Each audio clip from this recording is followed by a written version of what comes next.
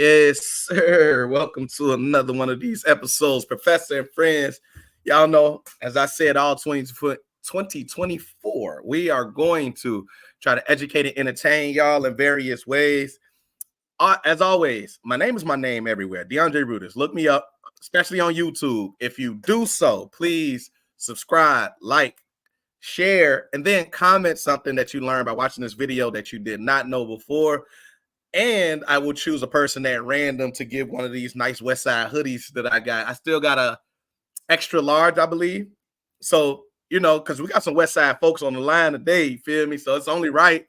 It's the red West Side hoodie. I ain't wearing it today. Right now, I'm rocking the West Side Rising, but I ain't got these for sale. But if you like these, you know what I mean? I could purchase one and make it do what it do as well. But anyway, so that being stated, like I said, we're doing this all 2024. Education and entertainment. We got some very important people in our community that we need to start really uplifting. So, I seen an interview yesterday. One of the other brothers in the community that does some good work, Roman Morrow on the Drive at 5. He brings a lot of interesting people to the show, and he always had these conversations with him, these interviews. And I caught this one, and I knew when I started this show, I wanted to have this individual on because, it's not too many times that you got somebody that thinks outside the box, and in this climate that we operate in, we really need folks to think outside the box. And it's especially a plus when they from where you from the west side of Chicago, and it really doing it because they want to see the betterment of the people. And I think a lot of times the context get lost because folks just want to have something to argue about. But today we ain't arguing. It's about learning, listening and learning, so we can develop a new perspective about some things that may take place this year in Chicago's politics. So to that end, I want to go ahead and bring in the beautiful, the uncomfortable, the west side of the rider, you hear me? PRae Easley of the Black Excellence Hour. How you feeling? I'm wonderful. Thank you so much for having me tonight. This is an honor. Thank you. Oh, man. No, I'm honored. I'm seriously, because I really, west side in the building. All right, let's go. We already got some folks that's already tapped in. You know what I mean? Say, I'll take it. All right. Long as you learn something, you drop it in the comments. I got you. I'm going to pull up. That's a fact. So,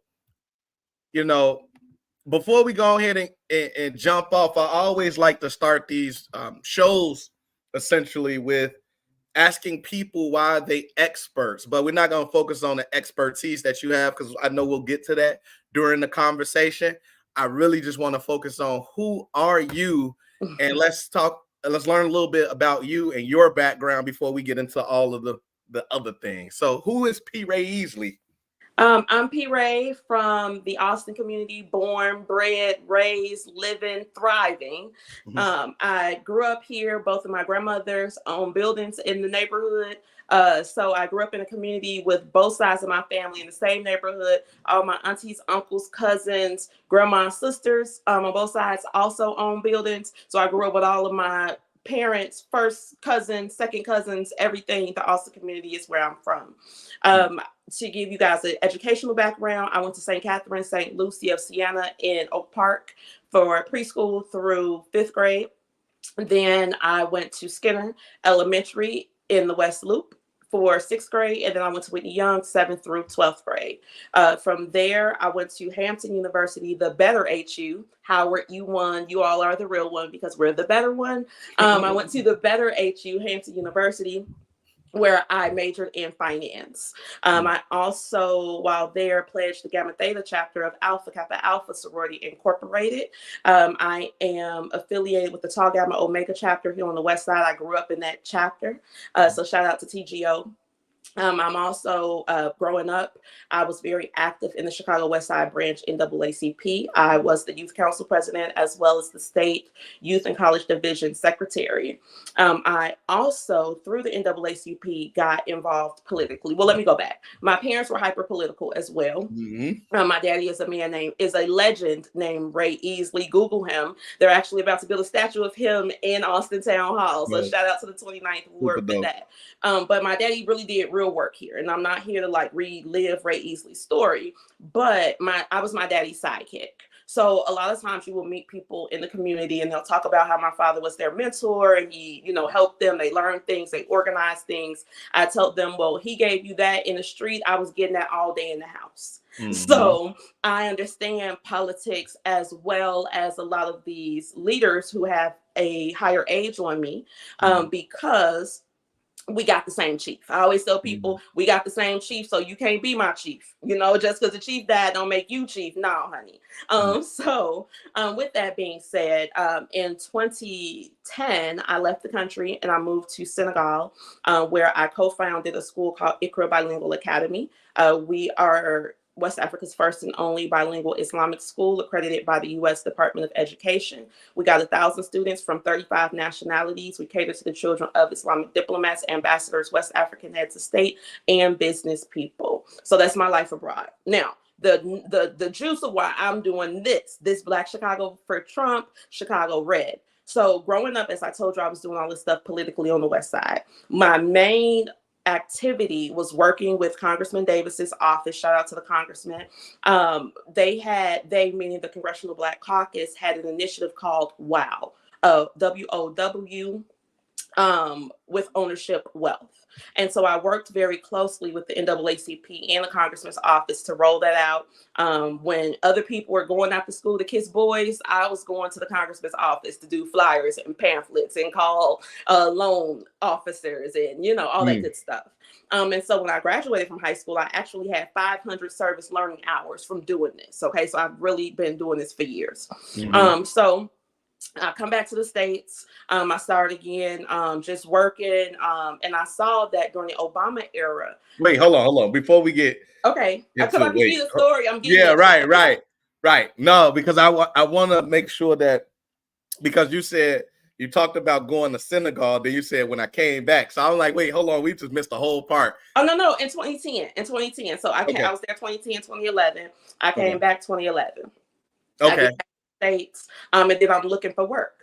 And I saw that Obamacare had the employer mandate that stated if an employer gave you more than 30 hours of work, then they had to give you health insurance. So then employers were only given 29.5-hour schedules, which meant you had to work 2 jobs to get a full check, and you still don't have health insurance, which meant you have to pay the fine. So that, coupled with the fact that the city of Chicago very deliberately put red X's on the buildings and tore them down. The same houses I told y'all I got 500 service hours for putting people in.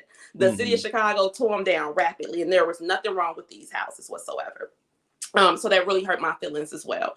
On top of the fact, that I was living in Garfield Park, and Garfield Park is hell. Shout out to people that live there, but Jason Irvin is the worst. And when I reached out to him, because again, I'm a civic-minded person, I'm like, hey, let me help you. What to do? He said, if you don't like it here, move back to Austin.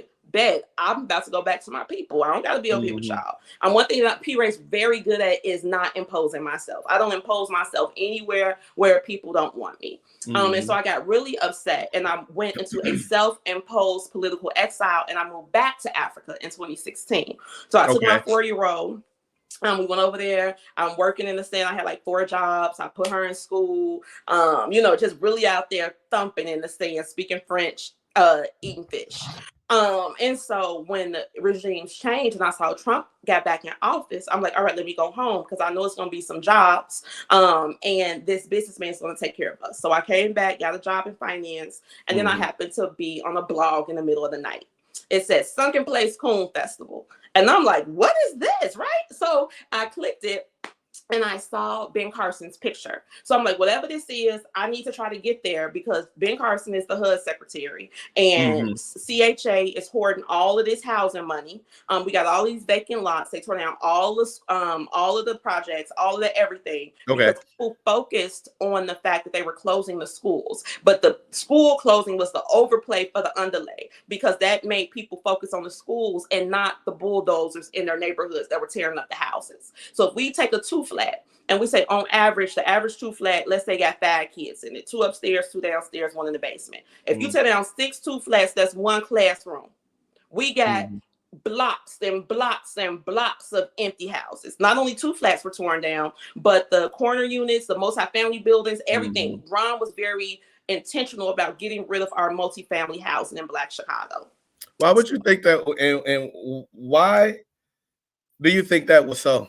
That Rahm he hates black people, and like, that's why I had to get away from the Democrats. The main reason I got away from them is Rahm Emanuel. He is the star of the Democratic Party, and he hates black people. I say when Rahm come around, black folks go homeless because when they first tore down the projects in the late 90s, early 2000s, Rahm was CHA chair. He oversaw all of that demolition, on top of the fact that before he became CHA chair, when he was just the special advisor to Clinton, he got together with Andrew Cuomo, who was then HUD secretary, and then removed the regulations and stipulations from CHA, which would have forced them to rebuild the money. So all of this is a long-term Rahm plan. Mm-hmm. So anyway, I applied to go, and it was supposed to be in Maryland. 3 days later, I get right now, Mosaic, yes, that's my only answer because we ain't there yet, baby. I'm still talking about me. So I reply, and then 3 days later, I get an email that says the President of the United States requests your presence in the East Room at the White House. Please RSVP.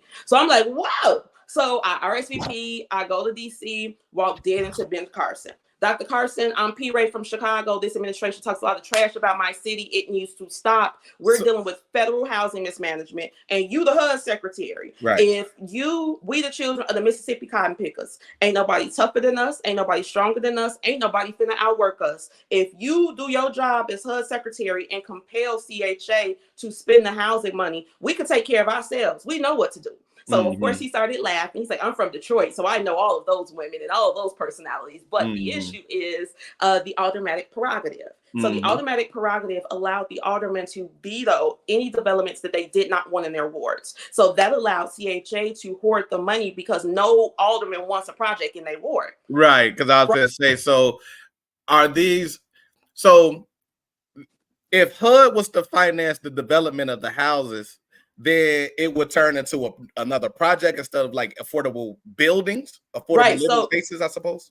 Correct, because they got the money when they tore down Stateway, the Ickies, Rockwell, Henry Horter. All of that was supposed to be rebuilt. Right. They gave them $1 billion to rebuild it. The issue was not the project itself, it was the quality of the buildings. So because the buildings themselves were deteriorating, HUD said tear them down, rebuild them, Chicago, and Chicago is still sitting on that money. CHA is the only city agency currently in the green. They use the money to pay off their debts and shore up their pensions, and they still got $1 billion, y'all. So I said, okay, cool, Dr. Carson, thank you so much. No, he says, all roads lead to Chicago.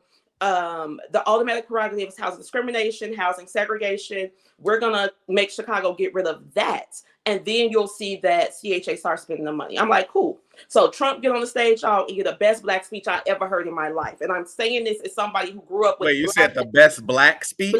Best black speech I ever heard in my life. Now, some people, when they clean up on Saturdays, they listen to R&B. On Saturdays, when we cleaned up, we listened to the Honorable Marcus Garvey, Jesse Jackson, Louis Farrakhan. You know, we got tapes my daddy done picked up from Jewtown. You know, that's what we listened to. So I grew up in a very black nationalist space. My parents, when they graduated from college, said that we not moving to Oak Park because the white man water not weather, white man ice not colder. So why do we have to move over there with them? Because we, you know, got whatever. So that's the mentality I've always had. Again, very, very black nationalist. Trump gave the best black speech I ever heard. So it was so good that we started screaming, we free in the White House. I'm like, do you know what it's like? We free. No. Because the context of what he was saying is that you guys are the children of the slaves. The Democrats are holding y'all back, making y'all believe that this is not your country, putting all these people before you, and this is your country first. You are free. They do not own you. And it just did something to me. Like I said, it was beautiful. So I come back to the city. Again, go back to all the people that raised me up. I told them, oh, I went to see Trump. They turn their backs on me, don't want to talk to me, unfriended me. You know how they go. Oh, yeah. But my thing is, it's 8 billion people on the planet. So if you don't want to be my friend, it's some other people want to be my friend. You know what I'm saying? Like, I ain't gonna, no. Yo, people really elevate themselves or give themselves much more value in other people's lives than they actually have. So from there, because I was kind of shunned politically, it made me go deeper into this MAGA space. And so when Lori got elected in 2019, the first thing she did was go see my Donnie. Now, y'all know that's what I call Trump, my Donnie. Madani, Ivanka, and Ben Carson. She came back, opened the city council for the first time, and said no more automatic prerogatives. So I'm like, oh my God. So that made me know that they were serious. And from there, that's when I started doing Black Chicago for Trump. And now that snowballed into Chicago Red, that snowballed into the show, and it's working. I mean, literally, people who were not my friend, calling me coon, sellout, bed wench, every nasty, horrible word. Now, all them people want to be my friend. All them people saying they sorry. Everybody want to know how they can join Chicago Red, how they gonna fit into the movement. And that's okay. I can forgive people for that because it's very difficult for people to hear something new that goes against everything they believe. So I grant people grace in that space, and we got enough room on the Trump train for everybody.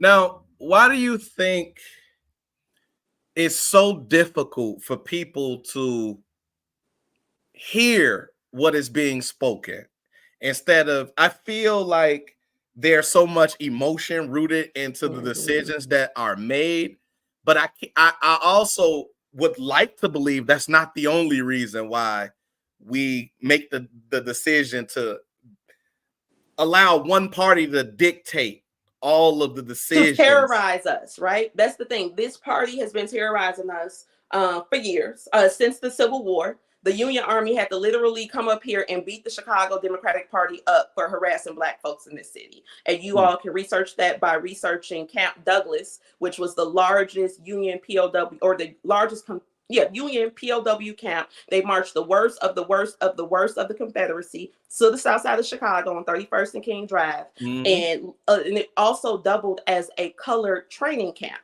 So they allowed the Black folks. They allowed the Black folks to torture the Confederates. Like, it was a rumor that went around the country that said if you go to Chicago, you could slap your massa, right? So it's bringing all of these people to Chicago. They got viewing decks and you name it. So it made the Chicago Democrat Party upset because they are the party of the Confederacy. The Democrats have always been a party of the Confederacy, okay? So when Camp Douglas was going on, the Confederacy and the Chicago Democratic Party sailed up to Canada and then tried to come across Lake Michigan to attack Camp Douglas, and the United States government had to kick their ass. The Chicago Democrats have never denounced their Confederate past. So I say all that to say the Confederates have been working very hard and diligently in this city to get power. So when our people came up here from the South, they had to join the Democrat Party in order to get their grass, to get their garbage picked up, in order to get jobs, to get a driver's license, what have you. And now they have this psychological fear that if I say anything against the Democratic Party, my life will crash and I won't get nothing. So that's what we dealing with. On top of the fact that they watch MSNBC all day and them people gaslight and lie to them all day long. They're telling you one thing, but you looking out your window and your door and seeing something else. So what are your lying eyes telling you? Right. So I do take it that you obviously grew up Democrat. Then. Oh yeah, I was a princess over here. The princess. I'm the people's baby girl.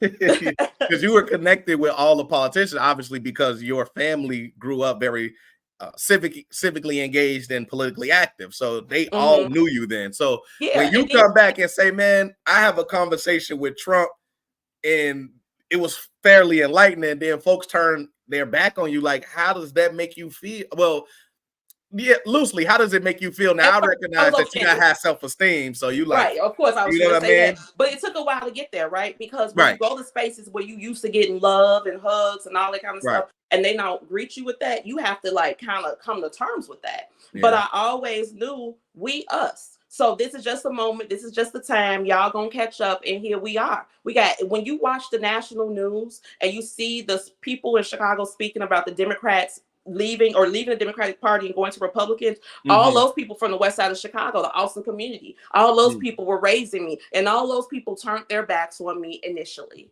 All of them. But now here we are, one team, one band, one sound. So everybody's not going to get it at the same time. And again, I can grant people the grace to catch up because everybody didn't get this from the president of the United States in the White House. They getting it from PRae. So I'm a whole different person, come with a whole different level of social capital trying to tell this to the people. Yeah, absolutely. So I'm going to use that as a segue into the first question that I'm going to throw up on the screen here. And basically, since you have a little bit of knowledge of the Republican Party, but have had more knowledge of the Democratic Party, I wanted to see if you had some differences that you could share. So the question in general is, what do you perceive as the key differences between the Democratic and Republican parties, especially in the context of our community? So the Democratic Party mostly teaches us that we're a pitiful people, that we need help, that they say that they don't like you, you're 3/5 a human, and you can't get it. So we have to give you all of this benevolence, philanthropy. For instance, I'm gonna put it in the context of my own life. When I was going to St. Catherine, we were in 3rd grade during Black History Month. Shout out to Miss Townsend because she could teach her butt off. So Miss Townsend is doing the Black History Month stuff. We talking about school segregation. So she doing her lesson. I raise my hand. She say, "What you want?" I say, "This is segregated school." She say, "What?" I say, "This is segregated school. We in Oak Park. And this is an all-Black school. But when we go outside, we see all these white kids at St. Giles, St. Edmunds. They don't want their kids to go to school with us. So this is a segregated school. And I believed that all white people were racist like that until I went to Skinner and had white kids in my classroom. So me living in the Austin community really showed me, and going to St. Catherine showed me what the Democrats believe. When those white people in Oak Park came to see us at St. Catherine, it was always for benevolence. They want to give us some toys, some socks, some cookies. My mom and daddy got a job. They paying tuition. So what you coming over here giving me these charity gifts for? Because the Democrats believe that the Negro is pitiful. And that's my main reason for getting away from them. Whereas the Republican Party said, up a mighty race. Y'all got to remember that the Republican Party was founded as an abolitionist party for the Negro. If you go back to do the research, it used to be called the Negro Party. And the way that we got out of the party was through the Lily White movement that the racists, Republicans and Democrats did in order to disenfranchise us, because they wanted to push us out the party and they knew that we were not going to become Democrats at that time. So then they pushed us out of our party and then we couldn't vote into the Voting Act, right? So the Republicans going to tell you how to get it. They're going to make businesses more available to you. They're not going to hold your hand. They're going to say, you know what? I'm not going to give you a link card, but what I'll do is I'll go raid these factories to get the illegals out there so you can go get a job as an American and produce. But that Democrat Party has nothing for you but a link card. That's all they got for you. And I think that we're better than that because we've been here in this country the longest and we don't need to depend on the U.S. government to feed us. But the Democrats, again, are the party of the slave master, and they use those types of things to control us. So I look at it as branding and marketing. The two parties, both of them are constantly changing. Like you said, at one point, Black people were Republican. Now we switched to Democrat. I believe that they also create a culture of dependency where we need them for our survival, in a sense. But I also look at how the Republicans, in some spaces, seem almost anti-Black. And I'm not saying that that's true, but it does seem that way in certain spaces. And I think certain Black folks feel like that is the issue and the reason why they can't go over to that side. And again, I recognize that that's branding and marketing and how both of these parties have started to situate themselves.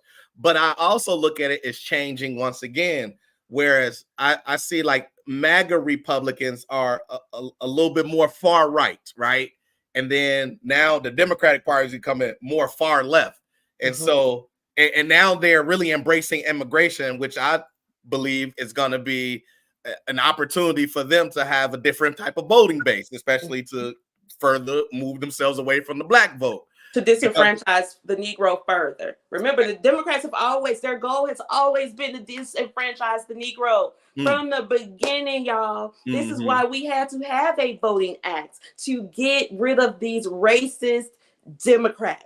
And once I began, like to our point, once I began to notice this, I'm like, man, I'm on the wrong squad. Because one thing that we have to understand in Chicago, when they talk about the racist white Republican boogeyman, we don't know him. We ain't never seen him in our lives. Chicago has been a Democrat city, and all of the chaos that you see going on out here is caused by failed Democrat policies. Nothing with the Republicans. Even with this border issue, the Republicans in the House actually passed the border bill, HR 2, and they sent that to the Senate. It is the Democratic Senate that does not want to pass it because that is a strictly border bill and it does not have any money for other kind of stuff. You see what I'm saying? But unless people are reading it themselves, they're never going to get that, especially from media that's targeted toward Black folks or Negroes. Yeah, for sure. Yeah, no, that's for sure. So what I was saying with my last comment and was going to move into a question was, what do you think the parties are becoming, right? Like, again, they've already switched. So like, what do you think the future looks like for these different parties? I think that the Democrat Party is going to become more so an immigrant party. We can see that even with the Black people that they put in front of us, those are not Negro people like us. Those are children of immigrants, starting from Corinne Jean-Pierre on down.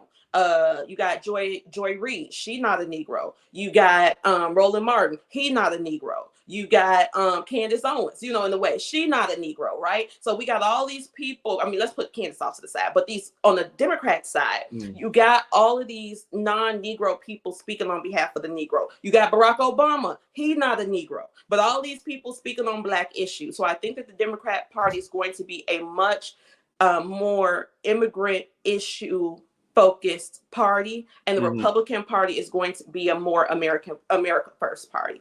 Okay. Can you define Negro though? Yes, sir. Thank you for asking. So the Negro is a beautiful hybrid of African, European, and Native bloodlines exclusively found in the North American country of the United States of America. We are a part of the non-immigrant class. We are the descendants of the slaves in this country, and we have a very special and unique relationship with the U.S. government. The reason that I use the word Negro instead of Black is because Black has morphed into becoming all encompassing for anybody of African descent. So when we talk about Blackness, this is why they're able to wrap all these immigration issues up with Blackness, or people of color, minority, BIPOC, all that stuff. All that does is siphon Negro political capital to advance immigrant issues. And the Negro is still stuck holding the bag of our chaos that we've been trying to solve from, 1865. No, I hear you. I do think, like I say, so I'm independent. Let me put that out there, right? I don't really claim a side either way. I would like to be able to have talking points for both sides, for and against, and make my own decisions based on the person. I don't even care about parties at this point. Personally, if I had it my way, I would like for us to be able to band together and create our own party that could represent what we want. But I don't know if that's gonna ever happen. You got Black folks out here. You got Negroes saying don't pay us reparations. I ain't linking with them. Yeah, right. Right. That was. You know what? My last conversation that I had was actually discussing reparations. So since you brought it up, I'll tie it into that before I get into some other questions. So your thoughts on reparations? Obviously, that we should have them, but how do you think they should be distributed? Like, what are your thoughts, or have you even considered some of the plans that are floating around as it relates to reparations and how we should be repaid for this service that we've given to this country? So just listen to me straight out. I don't believe that reparations should be paid for slavery. And the reason why is because we got the Civil War, right? So the Civil War, the Union Army came down south and freed us from our people. In my family, they freed us from the white folks in Chula. They freed us from the Choctaw Indians in Greenwood. So thank you to the U.S. government. Thank you to the Union Army. Thank you to the Republican Party. We got the 13th, 14th, and 15th Amendments as well. So during Reconstruction, that was the best time for Black folks in this country. We were building towns, banks, businesses, manufacturing, schools, you name it, the Negro was thriving. We were building our own cars. We were building airplanes. We were building, all of our inventions. That period of time, that very brief time from 1865 to 1880, Messiah, just wait, honey. Just wait what I'm finna say. Oh, this is what I'll be talking about. But so this time we doing all this great stuff. But when Rutherford B. Hayes pulled the troops out of the South during Reconstruction, that allowed the Democratic Party and their guerrilla warfare arm called the Ku Klux Klan to come and institute state-sponsored domestic terrorism against the Negro. What I want is reparations for Jim Crow terrorism. And it's an easier ask to get reparations for Jim Crow terrorism. One, because the victims of Jim Crow are still alive. When we go and we have these conversations with people outside of our tribe about reparations, the first thing that they want to say is, well, my family didn't do it. I didn't. Okay, you right. But your family was here to benefit from Jim Crow. Okay. And when I bring again this conversation to the people outside of us, because it's one thing to agree internally, tribally, right? But we got to get the buy-in of everybody else because we only 13%. So I go and I do the work. You know, that's why it's videos of me going around with white folks talking to me crazy, because I'm going to go and talk about the Negro everywhere I go. So when I tell them, hey, this was state-sponsored domestic terrorism, in the sense that they took our land, they took our wealth. It was psychological terrorism, it was biological terrorism, and we got all of the evidence of what y'all did. It's already been calculated, and we're going to start calling ourselves Jim Crow survivors, right? Because the Jews in New York just got $138 million, not because they were Jews, but because they were Holocaust survivors. So we're going to start calling ourselves Jim Crow survivors. And when we call ourselves Jim Crow survivors, it makes it very easy to give the money out. It makes it very easy to partage the money, because I want my money in cash. I want a check. And people say, you know, don't give out cash. They're going to mess up the money. You don't know what people are going to do with their money. Now, if you want to take your check and cash it and get a tub full of cold nickels and take a bath in them while sucking on whale knuckles, that's your business. Okay. Everybody can do what they want. But slavery, while it was horrendous, absolutely horrendous. Okay. The issue with slavery, in my opinion, is that it's going to be hard to get that buy-in, because as the white folks then told me over and over again, I've been doing this for a long time. We fought the Civil War. And I'm like, okay, but what about Jim Crow? Even there's this one white guy that I know, his family's pretty wealthy. They own a lot of land up north. And his father was a chemist in the 50s, and this is how they acquired their wealth. And so he was telling me how he wasn't for reparations and his family didn't have anything to do with it. I said, do you believe that your father was the best chemist in America to get that job? Do you not believe that any of those HBCUs all around the country were not graduating Black folks with chemistry degrees? What made your father better than them? Nothing. Nothing whatsoever. But those Black people who were as qualified as your father could not go and build the wealth that your family built due to Jim Crow laws. And we also have to remember that the progressive era, which was the period after Reconstruction, was the most violent and terrible period of American time for the Negro ever. I mean, again, we know what they were doing. And we don't got to get into it because it traumatizes me. However, that has to be paid for, y'all, because if we focus on slavery and we just say, okay, we want to be paid for slavery, and then they give everybody our checks for slavery, that doesn't touch Black Wall Street and giving them those people their money back. It's a woman 109 years old right now trying to get some money off of that, trying to hold on until it comes. Yeah. It's not going to take care of the patents that they stole from us as citizens. It's not going to take care of the terrorism that they instituted towards us as citizens. We have a better claim for reparations if we're talking about the harms done to us as citizens rather than talking about the harms that were done to us as slaves, because as slaves, we had no right to protection from the U.S. government. But during that Jim Crow era, we did.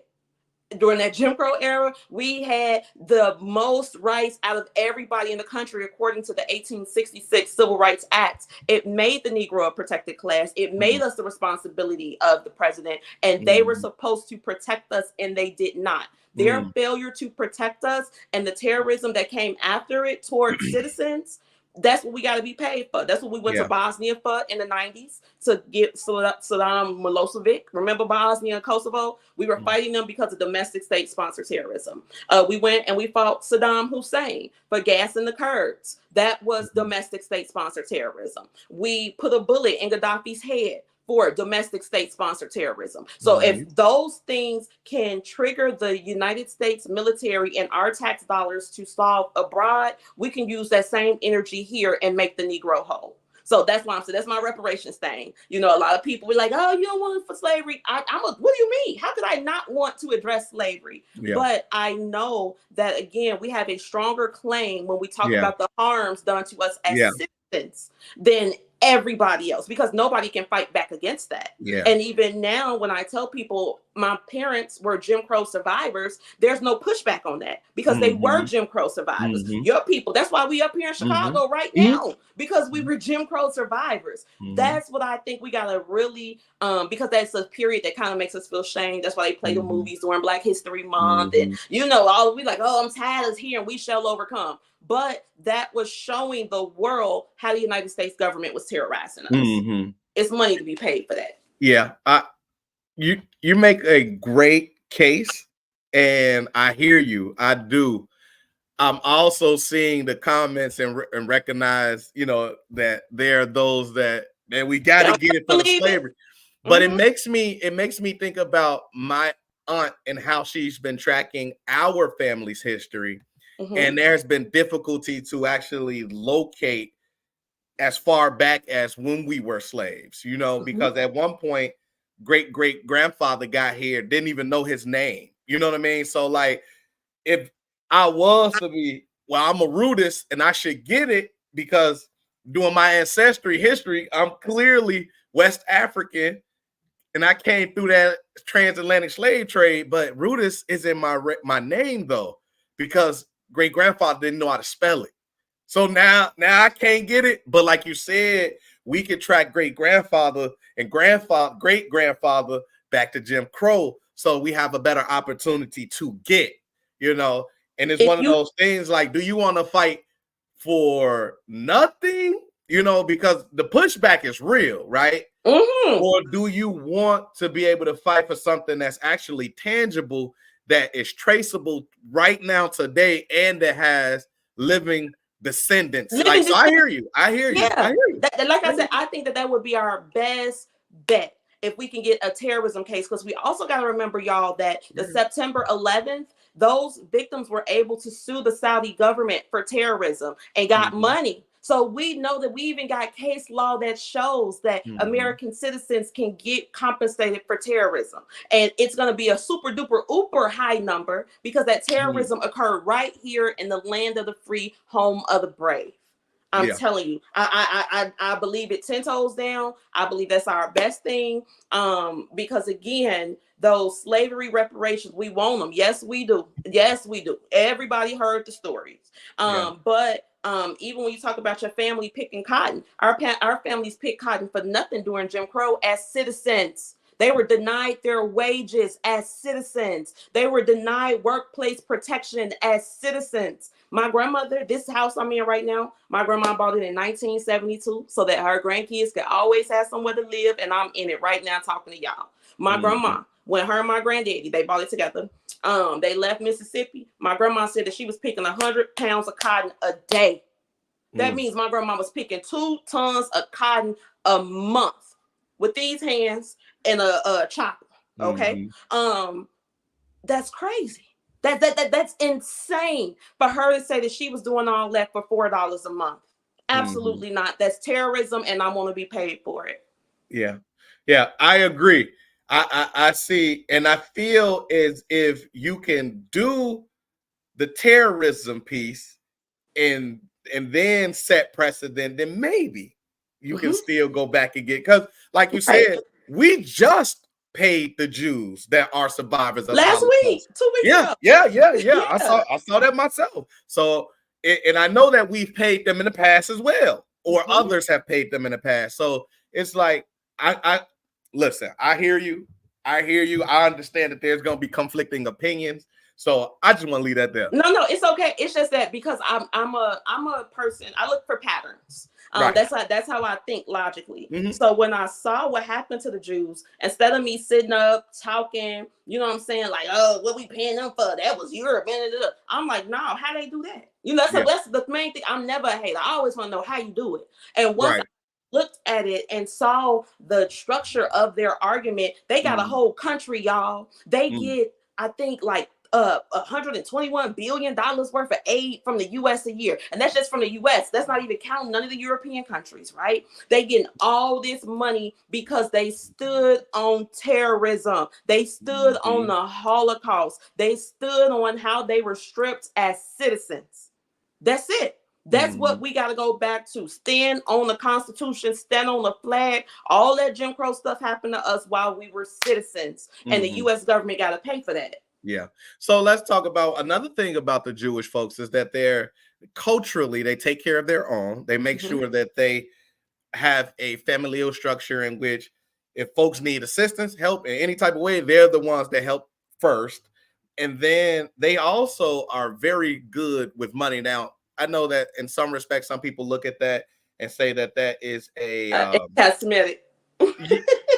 I mean, but they're good with money though. No, like that's just, it is what it is. There's a history behind that too. You know? Exactly. One of the things about it is that the jobs that were available were banking and finance, and these jobs that weren't necessarily seen as manly. But those were what was available, so they became more knowledgeable. So of course you become more knowledgeable. It's deeper than that, because in Europe they were the people's enemy, right? This is why they kicked them out of Europe and pushed them all to Israel. And so in Europe they believe the enemy of my friend is, the enemy of my friend is my enemy. So because they were the collective enemy, everybody said if we put our money with the Jews, I know that clan won't steal it and that clan won't steal it, because neither clan's going to be at the table. It's only going to be the Jews. And that's how, I think during the Medici era, that's when they first got into banking. And that's how they became these expert bankers, because they were the outcast in the society. Okay. Right. All right. Appreciate that. That was You're welcome. That's something I learned in Finance 402. So. I ain't mad at that. Listen, I'm not mad at that. So let's go back towards turning Black Chicago red. So one of the things that you do that a lot of people have disdain for, number one, is called President Trump my Donnie. Like Donnie, my guy. Like that's my guy. So my question to you then is, can you discuss your support for President Trump and what aspects of his presidency resonated most with you, and for this current run, with what resonates with you now as well? Okay, so again, I live on this here West Side. The first time I left America in 2010, that was because I was in a state of shock. My first cousin was murdered on Ferdinand and Laverne with an AK-47. On my father's side, we're all girls. Shout out to the beautiful women on Fulton. And we got Lil Jeff. And so Lil Jeff was the boy of our group. Lil Jeff is 6'5", 260 pounds, gorgeous man, great personality. He was the man of our group. This is our guy. And so I graduated from Hampton. Hampton is a country club, HBCU. So, it's all the pomp and circumstances, horses and sailboats and crab cakes, all that good stuff. So for me to come from Hampton and then come back to Chicago to my cousin being murdered, that was too much for me. It was too much for me to try to get together. So that broke my heart. I moved to Africa. So Lil Jeff got murdered. But before Lil Jeff got murdered, I have a cousin named John. John is my father's first cousin's son, John Jones. His street name is Forehead. He got a big head. We know we got heads. So Forehead got killed in 2003. Lil Jeff got killed in 2009. My cousin Abraham Cooper, my first cousin, he's my baby cousin, born in 1996. Abraham did not gangbang, do drugs, none of that. He was actually going to go visit some of our people who did on their joint. And when Abraham got there, their people came to shoot. And Abraham caught a bullet in the heart and he died. Okay. So my family had been in mourning for 20 years because we had lost these men. Well, friends, Operation Legend, implemented by my Donnie. Operation Legend sent federal law enforcement to municipalities to help them solve crimes and dismantle criminal organizations. So one day I'm driving down the street. I looked at the Sun-Times. It was like travelers indicted on federal charges. I'm like, I know some travelers. Let me see. So I click it, again, just going through traffic, click it real fast. And I saw Abraham Cooper, 19. I said, oh. So I pulled over real fast. I read the article, and it said that Operation Legend was right here on the west side. They went and got those travelers off of Leamington and Ferdinand, and they charged them with the murders of John and Abraham. And when I read the indictment, they had what's kicked all of this off was Lil Jeff getting shot in the leg, and he was listed as victim number 1 in the indictment. Okay, so I'm like, whoa, this is solving all the murders in our family. So I put it in the group chat.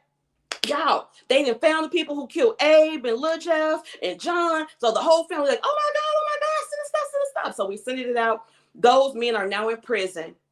President Trump brought justice to my family, Matt, okay? Because there were also like 16 other people on that indictment, 16 other murders. So 16 other families on the west side got justice because President Trump sent the feds here to solve these crimes on the west side of Chicago. So I told my people, when I get my Trump signs, everybody get one in their yard because he then really did a blessing for us. And if he did it for me, he can do it for you, okay? So I hope Operation Legend comes to solve some crimes in your family as well. Number 1, that's what he did for us. Beyond that, as I stated, I went to Hampton on a full academic scholarship. Now, before the before my Donnie got in office, the HBCU presidents had to go before Congress and beg every single year like slaves for money. Sometimes they would get the money, sometimes they would not get the money. The whole time while Jim Crow Joe, that's what I call Biden, I'll get to that in a moment, why I gave him that name, but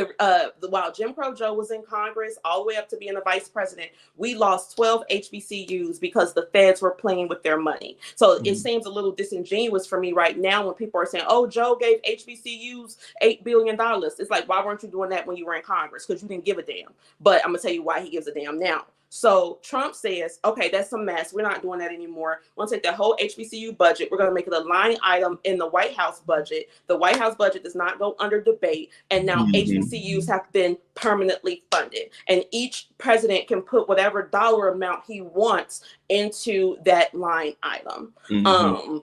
So that's the second reason I love my Donnie. My Donnie baby. And the reason I started calling him Donnie Baby is because I started doing a show in 2020, in December 2020. So a lot of people were at births to hearing Trump. So I'm like, all right, I ain't gonna call him Trump no more. I'm gonna call him Donnie, my Donnie. And it's been catching on because that's what everybody say, PRae and her Donnie, right? It's a branding thing. So shout out to everybody who caught that. But that's reason number 2. Reason number 3 is because, like I said, we in this building right now. My grandparents work factory jobs. Now, our people could not get those factory jobs because there was a lot of illegal immigrants working those jobs getting paid under the table. My Donnie sent the ICE people up here and raided those factories in Galewood, all up and down Lake Street, on the other side over there by Polk. When they got rid of those jobs, our people went and got those factory jobs making $25, $26 an hour. Then they were able to purchase homes using the Trump interest rates, which were like 2%. Now we're looking at Biden, which are 7%. They were able to go in, purchase homes with a low interest rate, and be gainfully employed because Trump put Americans first. So that's why I'm 10 toes down with him. Operation Legend, again, solved 3 murders in my family. HBCUs, and the fact that he got Black West Side back to work in these factories. We appreciate it.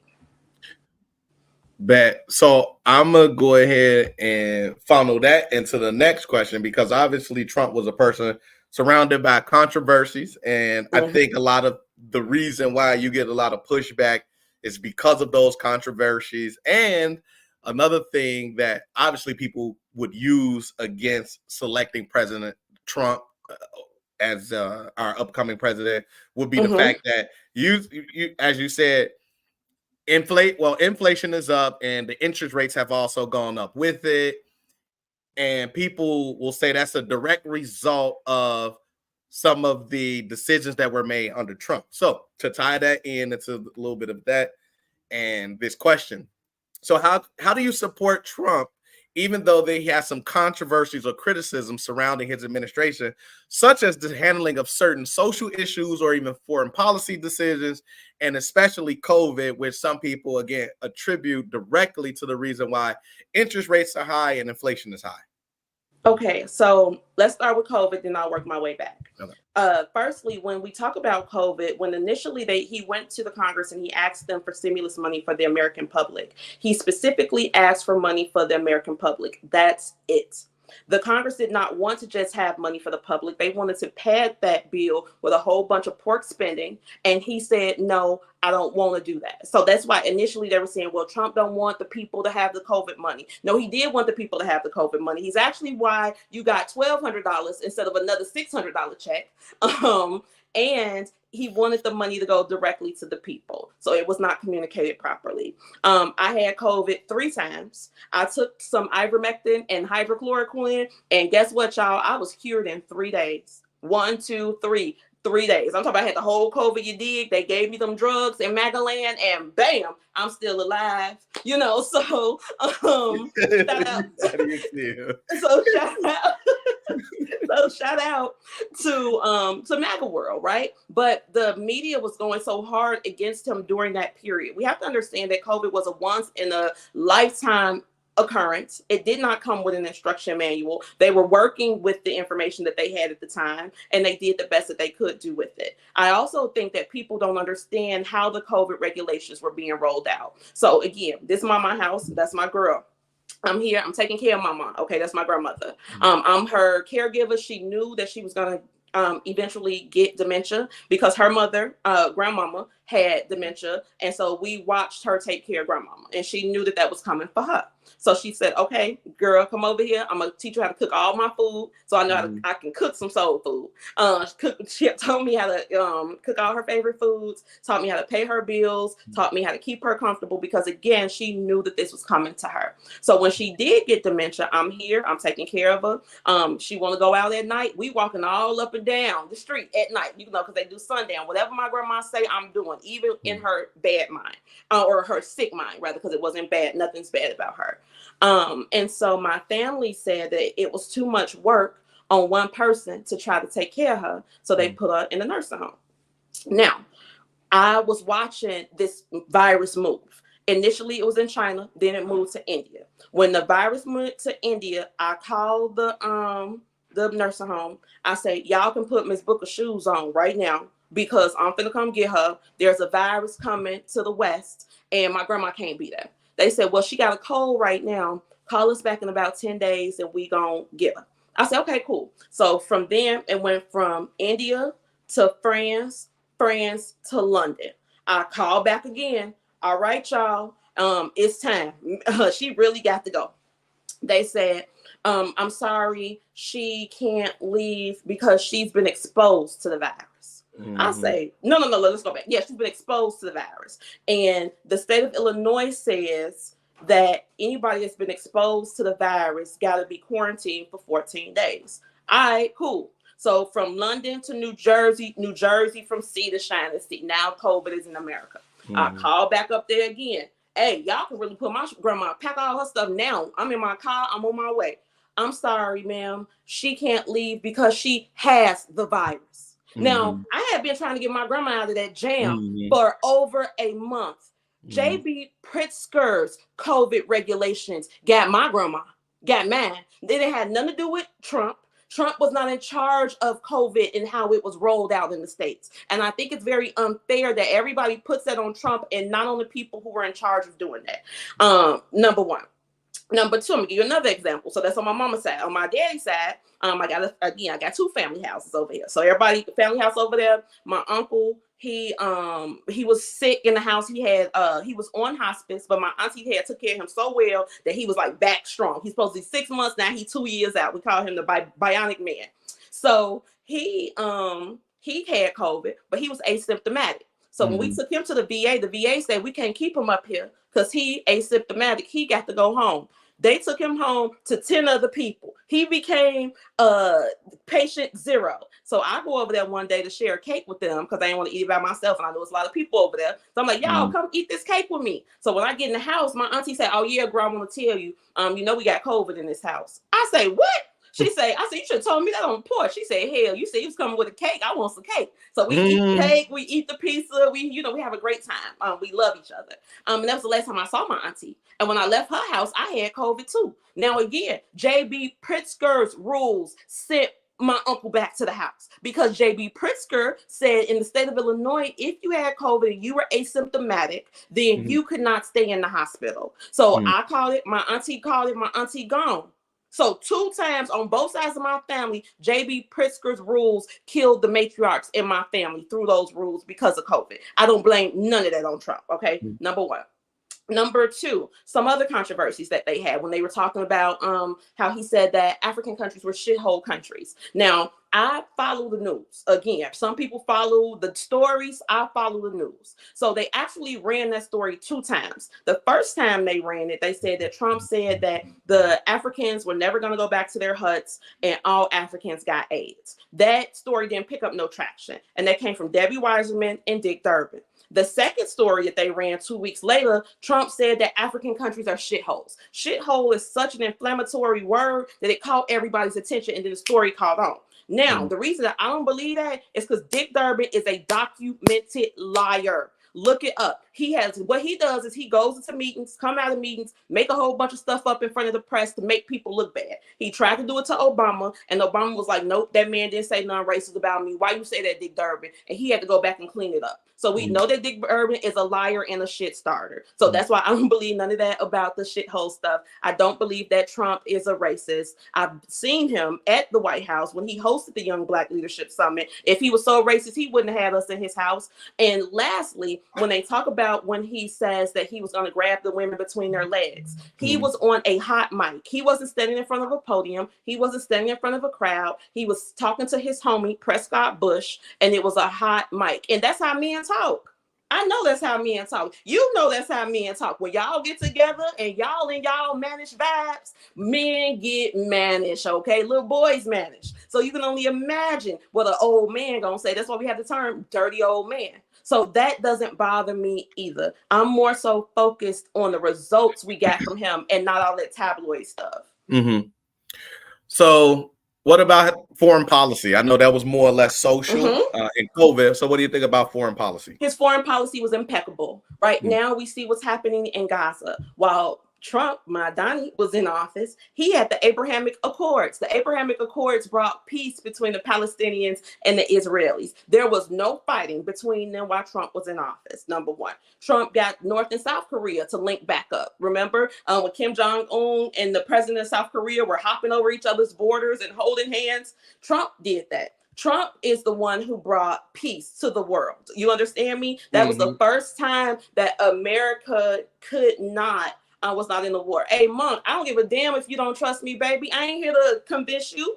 I'm sorry. I'm talking to you, DeAndre, but I'm reading these too. I ain't here to convince you, baby. Stay where you at. Stay with the Democrats. Let them keep on trying to give your son some hormones to grow him a pair of titties. Now, save your money and buy your son a bra if you're going to vote for the Democrats. Do you speak Spanish? Either vote Trump or learn Spanish. That's it. Because even when Trump was in office, these people who are coming across the border, they could not do that. The way that American asylum policy works is that you are supposed to leave your country if you have to, and then you go to the closest American consulate or embassy to apply for asylum status. And that's why he made them stay in Mexico and handle their business at the U.S. Embassy in Mexico. And that's why we didn't have all these buses and spending billions of dollars on illegal immigrants. And remember, y'all, every single person that you see come across that border paid the cartel to traffic them here. Ain't nobody came for free, number one. And number two, they were all aware of the fact that they were committing a federal crime.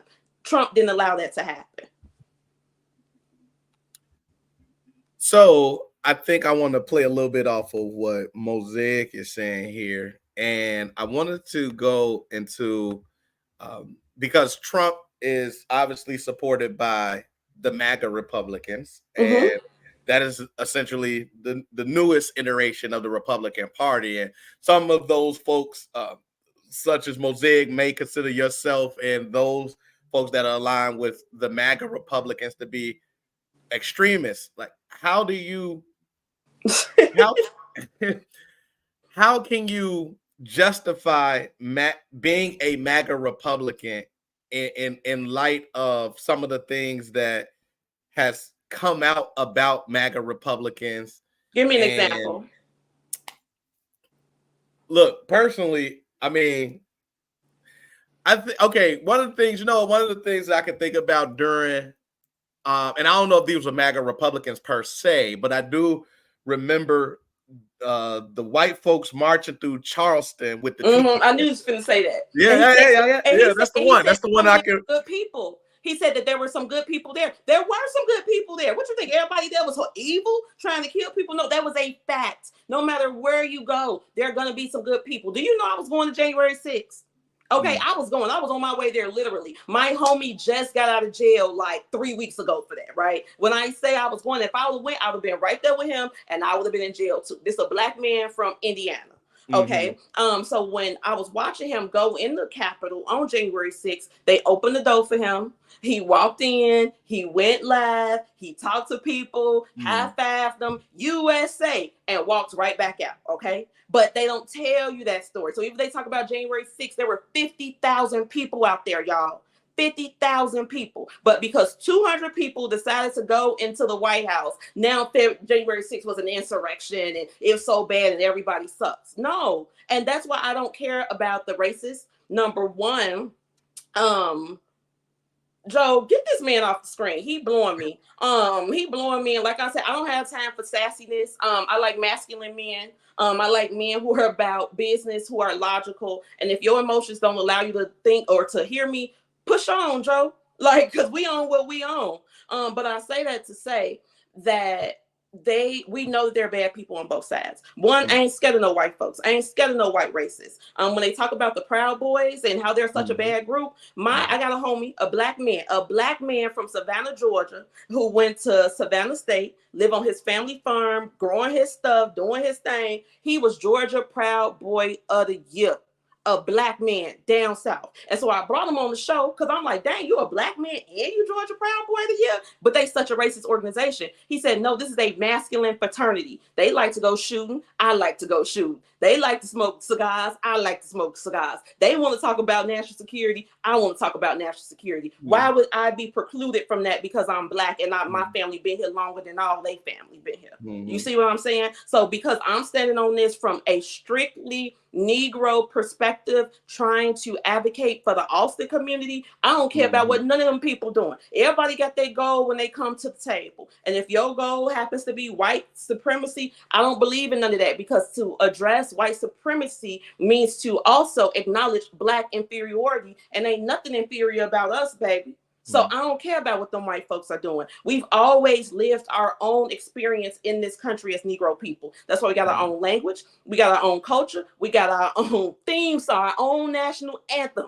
We've always done our own thing. And nothing that we've been doing has ever been juxtaposed against what white folks are doing, because we're not living the same experience. Those are children of immigrants. We are Negroes. So how does that mix? I mean, they do mix, but they're not inherently connected.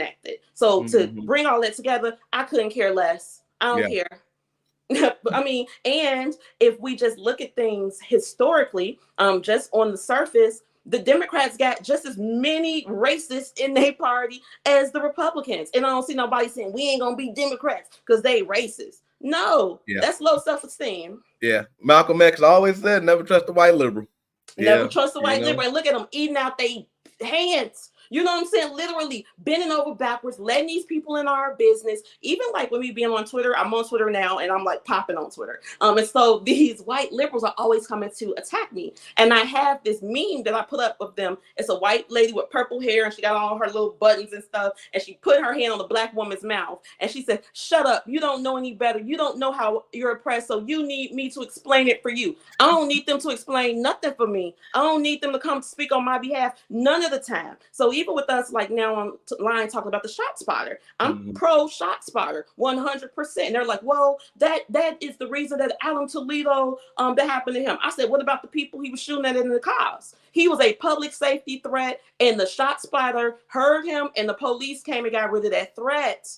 Because guess what? A week after they got Adam Toledo, a Mexican girl, a 17-year-old girl got shot in her car. So that was something that they were doing over there anyway, just shooting at random cars. But people don't see it like that because, again, the white liberal want to come and tell us what we need to do and how we need to think and how we need to be on board with them. And we're not living the same experience. That's why when they come to me, I always ask them, what neighborhood you live in and what high school you went to? Because that's going to let me know everything I need to know about you, about whether or not we're equals or peers in this conversation. And we're not their peers. I could not care less about any of that, what those people think, because I believe that they're the most racist people ever, because they only see us as a charity case and they come to us to rub their egos rather than assist us. Look at all these white liberal organizations we got around Austin. Have our lives improved? No, but they keep on showing up. And our people with their low self-esteem keep opening the door for them to let them in to get their grant money and to be attached to white folks, because people on both sides are looking for white validation, and I'm not. That was hard though. I'm not gonna.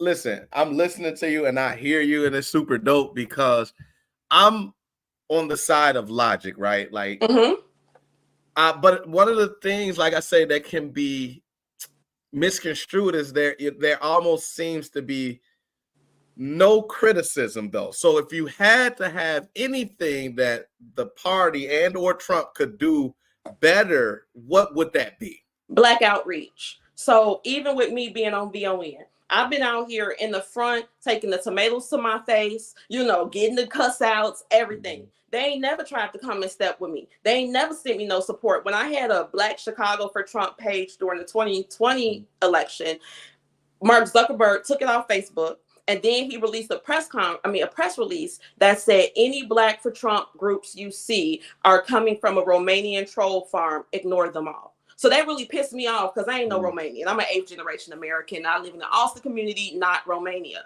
So I contacted the Illinois GOP and all these people, and I'm like, yo, we got to do a press conference because social media is saying that, Black MAGA people are not even citizens. Come on, stand with us. They never stepped. You see what I'm saying? So now we're in a space where we can go into this party and make it what we want. And that's why I'm telling everybody, come on. Why keep on begging the Democrats to give you something that they clearly ain't interested in giving you, rather than you moving on and meeting new people? It's an abusive relationship. And if your self-esteem won't allow you to leave it, that's on you. We're not going to beat you up while you in that relationship. But for everybody else, put on your gym shoes, tie them up real tight, because we running to the right. And we're going to see what's on that side. Everybody, Chicago red, because the blue is going to make you dead. Okay, blue is dead. The color is red. Yeah. Chicago red. And now, like I said, it's for people. If your self-esteem don't push you to want better, that's okay. I promise you, I ain't going to beat you up. I ain't going to cuss you out. I ain't going to insult you. Stay there. But don't get in my lane. Don't try to come and stop what I'm doing. Don't come and try to aggress me. You know what I'm saying? Like, focus on you and your choice. So this all started because of housing. Yes, all of this started because of housing. So this all started because of housing. Yes. And then as it evolved, it has become because the lack of what you consider to be even oh my bad. So what you consider to be development. Matter of fact, let's step back. So it started because of housing, and it has now evolved because of what? Because of what I discovered once I got on the other side.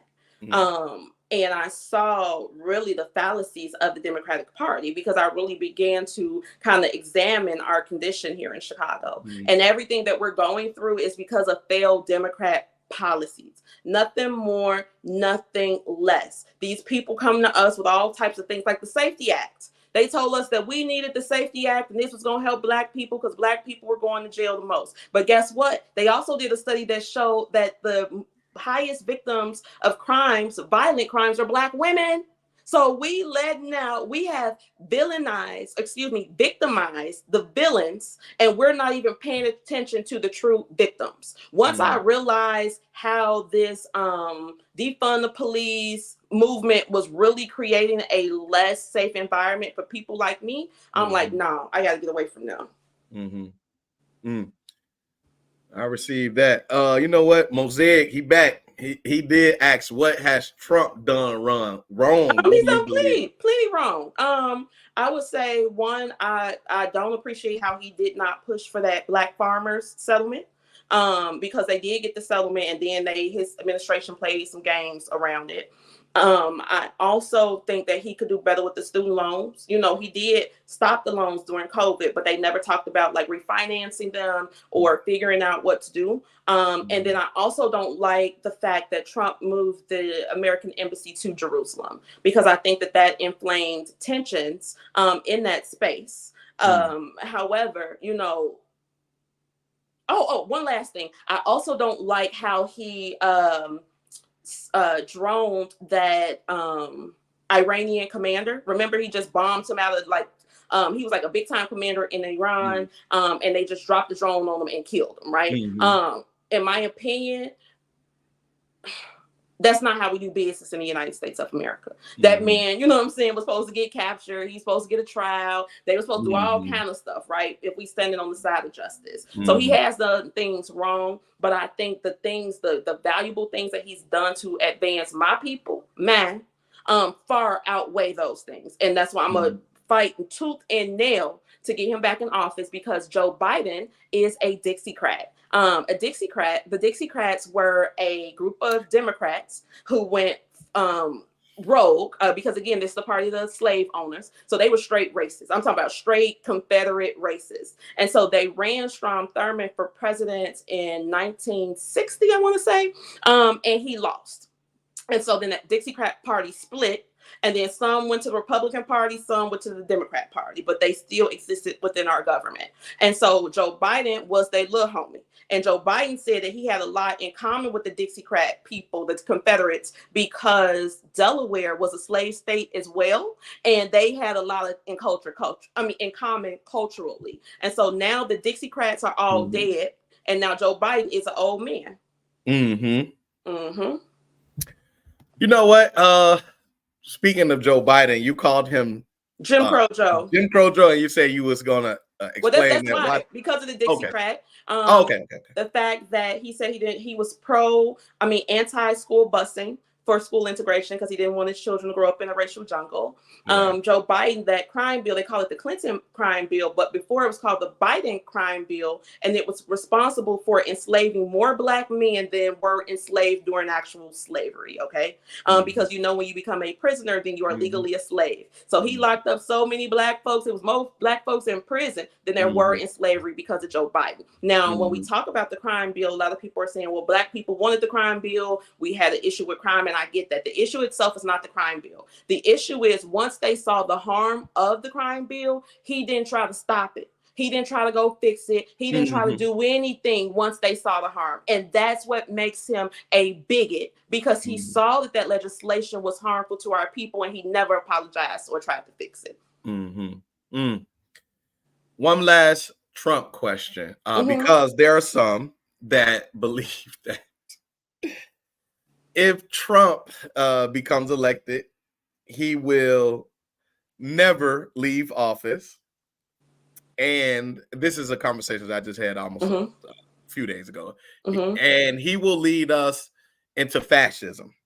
And so there's a lot riding on in terms of emotion as to who to really vote for. Now, like I said, I'm not about party, I'm about person, right? So how would you, if you could, I always get this word, I know the word, but I always get it tongue-tied, a switch of person's feelings about voting for Trump, assuming that they are on the fence. Okay, so that's different. So a person who's on the fence is not going to say something ignorant like Trump is going to be the president forever and lead us into fascism. That person has already been indoctrinated by the leftists, and I'm not here to fight them people. Okay, again, I don't give a damn about fighting against them. You've already made up your mind. It just takes too much energy out of me to do that. But a person on the fence, the first thing I would say is, hablas español? Hablas español? Si no, then what you not voting for Trump for? Because we see here that we are moving in a Hispanic way. We're seeing that we are importing all these people from Latin America, and now we're seeing with even in the workforce, they're putting on there bilingual preferred. So if it's bilingual preferred, guess what? Me and you ain't getting no job, baby. Even with the Spanish that I speak, I feel like I speak pretty fluently, but I learned my Spanish in the Chicago Public Schools. So that CPS Spanish cannot compete against somebody who's speaking Spanish natively at the house. Never. So if you and your family don't speak Spanish and y'all working in the workforce, you better vote for Trump. If you did not get a raise for $8,600 last year, you better vote for Trump, because now it costs $8,600 more under Biden than it does for Trump. Do you have extra money to spend? Are you okay with the people getting off the buses with an invoice to the Chicago taxpayers attached to their backs? Because each and every person that gets off of that bus is going to cost us $24,000. Do you want to keep on paying $24,000 for them? And we got the CPS schools. The little boy, John Carlos, died in the shelter over there on 23rd, and they did his autopsy. Professor Rutis, they found that baby had 4 communicable viruses in his body when he died, and the baby died of sepsis. Now, rest in peace to the baby. Okay, he's 5 years old. If he's 5 years old, that means he qualifies for CPS kindergarten. Our Mayor Brandon Johnson said in the press conference about the boy, they are coming to us sick. They're coming to us sick. What do you want us to do? He also said in that same press conference, we have thousands of migrant children in CPS schools, which means that they're putting sick children in the classrooms with no safety plan. So are you okay with your baby bringing you home chagas, then giving you a stomach disease and then making you call sepsis die? You ready for the elderly in your family to die because they're going to be immunocompromised by people who are bringing viruses to the classroom, and then little Day bringing them home and giving granddaddy a kiss and now giving him a virus? You okay with that? You see what I'm saying? We have to give people the cold, hard facts, not in a mean way, not in the way to demean them, but just the facts as they stand. We also know that the fact that we're a sanctuary city has made Chicago the epicenter of the Mexican drug cartel. So Time Magazine and the DEA wrote reports about this, and I talk about it all the time. The reason that El Chapo specifically chose the west side of Chicago is because all roads in America lead to the west side of Chicago in the loop. We got the trains. We got O'Hare and Midway, both, relatively located on the west side. We got high black male unemployment and the fact that we're a sanctuary city. So they know that if they get caught, ICE will not be called and nobody will get deported. What that looks like now is that the cartel is trafficking 90% of the heroin in the country is trafficked off the west side of Chicago. They selling $1 billion worth of drugs. I got homies who have taken pills and did not wake up, found dead on their backyards. That looks like leaning. That looks like rocking. That looks like ODing. That looks like child neglect. That looks like property crimes. That looks like chaos for us. That makes us a narco town. If you are okay with being a narco town, vote for Biden. You understand? If you're okay with how things are going right now, if you're happy with it, vote for Biden. If you're okay with the fact that they are giving illegal $6,000 to go fix up their apartments, what could you do with $6,000 in your apartment? If Biden didn't send you a $6,000 check and you ain't mad about it, vote for Biden. If you okay with the fact that Black people are getting put out of their apartments all around the city of Chicago because the illegals are coming with $15,000 in cash, and those landlords see that as an opportunity to pay their tax bills that they just got, vote for Biden. You see what I'm saying? We're not convincing anybody. The facts are too clear cut. And again, that's a self-esteem issue. I can't raise nobody grown. You know what I'm saying? The self-esteem that you got right now is the self-esteem you got right now. And I'm not here to beat you up for it, but for everybody that's ready to go, come on. We got a new plan. We doing something else. And even if it takes us a while to build that up, what we do know is that we ran away from the chaos. We do know that we loved ourselves to make a better choice. We do know that we cared about our children enough to keep them safe. Yeah. How could you speak against that? I mean, like you said, respectfully, we have been a democratically held city for a long time. I mean, if you drive down Madison, open air drug markets galore. Oh yeah, I used to live on Monroe and Pulaski. I know. Yeah, you know, obviously the riots of '68 tore down the West Side, and they haven't been rebuilt since. Okay, can we put a pin right there? Let's talk about why they weren't rebuilt. So I got this from some of my uncles in the street. They said that it was actually the owners, because North Lawndale, that Roosevelt Road corridor, all of that was a Jewish neighborhood. Then the Jews moved to Rogers Park and Skokie, and then black folks moved in, but they still own the land. They paid them people to burn that land down, to burn them businesses down. And then it was the landowners who decided not to rebuild. They still own that vacant lot. They still own it, yeah. Yeah.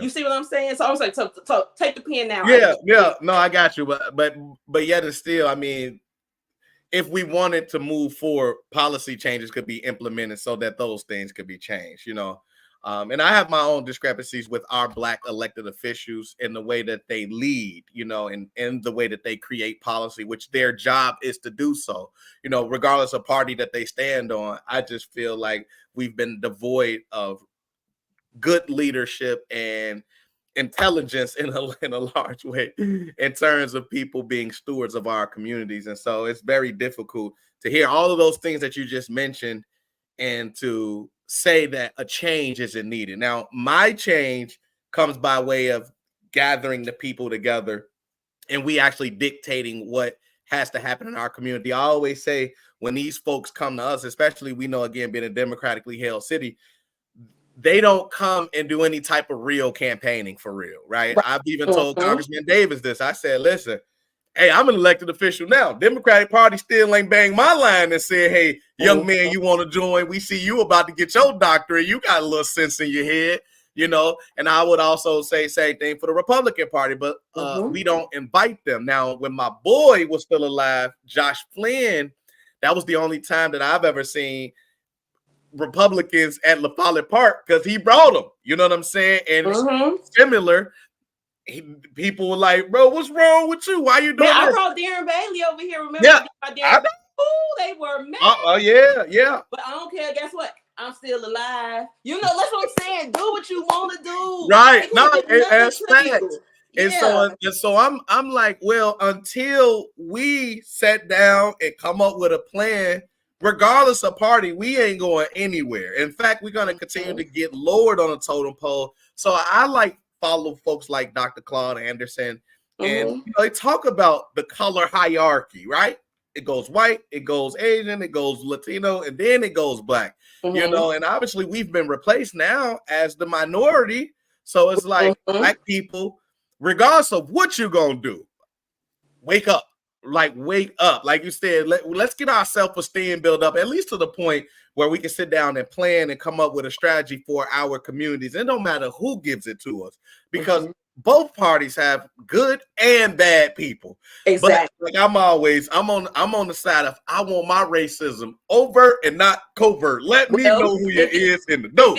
If you want that, you better be a Republican, because them Democrats ain't got nothing but covert racism wrapped up in a sugary gifts for you. Right. You know what I'm saying? They don't say, here, I gave you this because you ain't nothing. Enjoy it. Right. And that's my point. We have to be okay with making radical decisions. We have to be okay with again walking away from things that are not working for us. Now again, I love the congressman. I'm gonna vote for him, and I say on my show, on my right-wing Republican show, you better vote for Danny Davis, right? Because that's my main man. However, I can also say in the same breath that this administration that we currently have at City Hall is making my job so easy.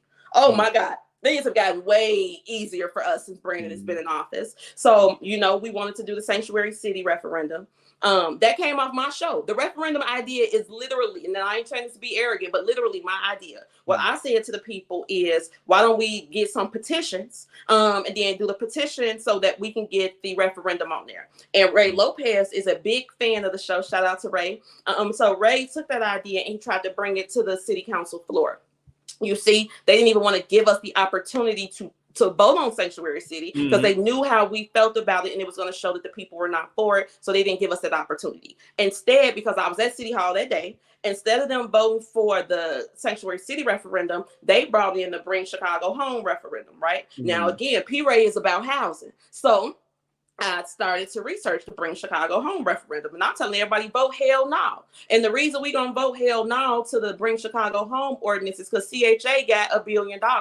So if y'all was serious about alleviating homelessness in the city of Chicago, you would start with that CHA budget. But the reason they're not doing that is because the CHA money is federal money, and you need a social security number to get that CHA money. So they're trying to use Bring Chicago Home to build a fund to get the illegals housed. And hell no, we don't want no housing for them. We want them to go home, which is why I say on my show all the time, call ICE, 866-DHS2-ICE, 866-347-2423. See something, say something, call ICE. Because we're about to pay our income taxes, and we're going to pay into that $25 billion ICE budget. So we should be utilizing ICE to take care of this issue rather than pulling resources away from the people in our community.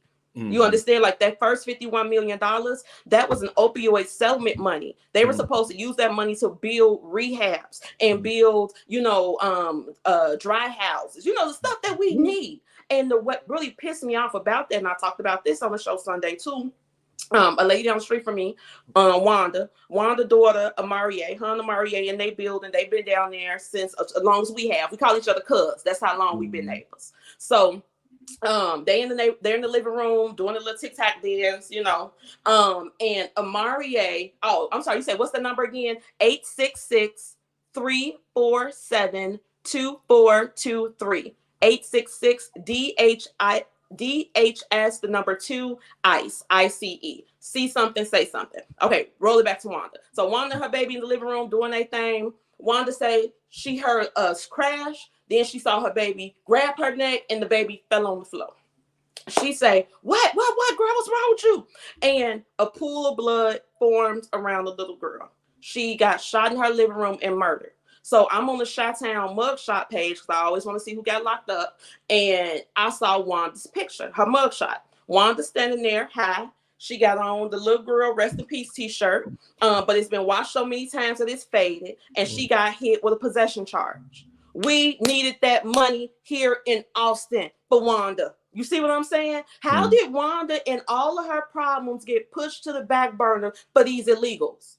Absolutely not. And this is what the Democrat Party is doing to us. They're showing us right now that we're good enough to pay taxes, but not good enough to get resources. And to that, hell no. How could you keep on supporting something like that? Yeah. Like I said, I'm in agreement that there has to be a change in ideology for the community. We have to start forcing these people, because time and time again, we're left holding the bag and paying into the bag, if you will. So we really have to start forcing these folks to do right by us. And I think we've been blindly giving our votes. I've always said, just because I'm a black man in Chicago, I'm supposed to be Democrat. No. So I'm independent. You know what I mean? That's how I'm rolling. I'm rolling with the person. I done voted Green Party, Libertarian, Republican. I done voted. I'm like, let me go down the list and find the folk that I think best represents what our community needs. So that's the way I voted, legit. So I think it's important that we understand, like, yeah, we have a two-party system. It's just, in fact, that these are the strongest parties, but one gonna be in control. Like Congressman Davis always says, you got to pick a side.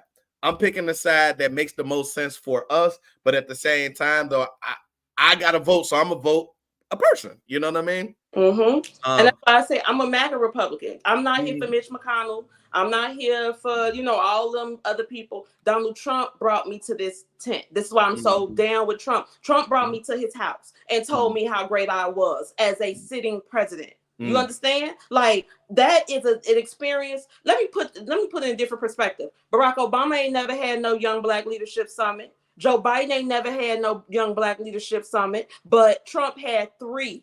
You understand? And I went to speak on behalf of the West Side of Chicago. It's funny because everybody was mad at me for going to see Trump, but one elected official inboxed me and was like, I'm so proud of you. I'm so proud you went. Because if you was there, I know you was there on West Side business. On And business. they talking about, on business. I said, you already Right. know. You already know if I was in the building, I was handling West Side business. Because business. that's what we got to be able to do. We got to be able to go and sit at every table and scoop up whatever resources we need and come back to our table and eat our greens and cornbread. But you ain't gonna get that if everybody think that it's certain tables we can't go talk to them. They might be racist. They food might not be good. They might use too much salt. Whatever. You better get in that dough and find out what they're talking about because we need to get that information. There's so much stuff that I've been getting from the MAGA world, from the mom's world, all that stuff that I put out on the show. And people like, man, PRae, how did you know this? I say, because I hang with them. I listen to what they saying. Like, I'm going to leave this with y'all.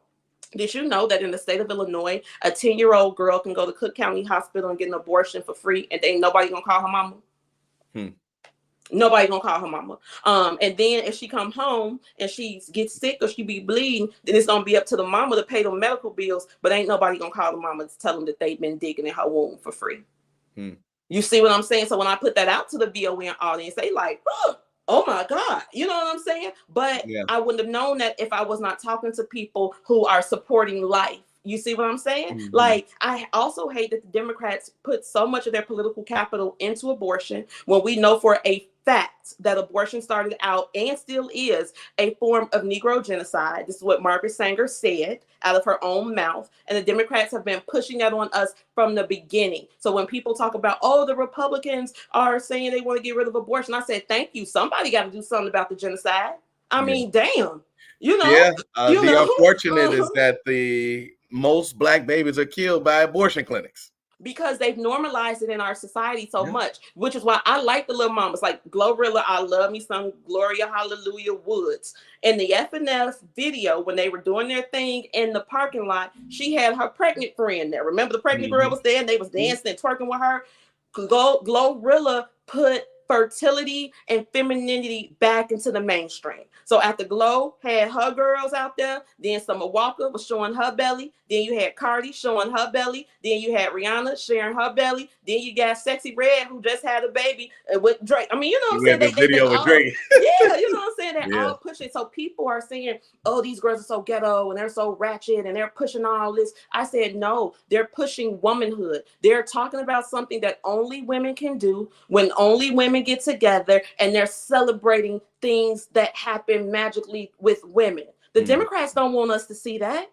The Democrats don't want us telling our little girls, hi, your baby, you okay, you a good mama, your child matter, your womb matter. No, they've been telling us that we got trash in our wombs, which is why it didn't matter when we were in high school. Abortions were $50 at the county. I know girls that went and got 6, 7, 8, 9, 10 of them. You understand me? Because it has been so normalized in our society. And I've been doing some research again because I'm a nerd.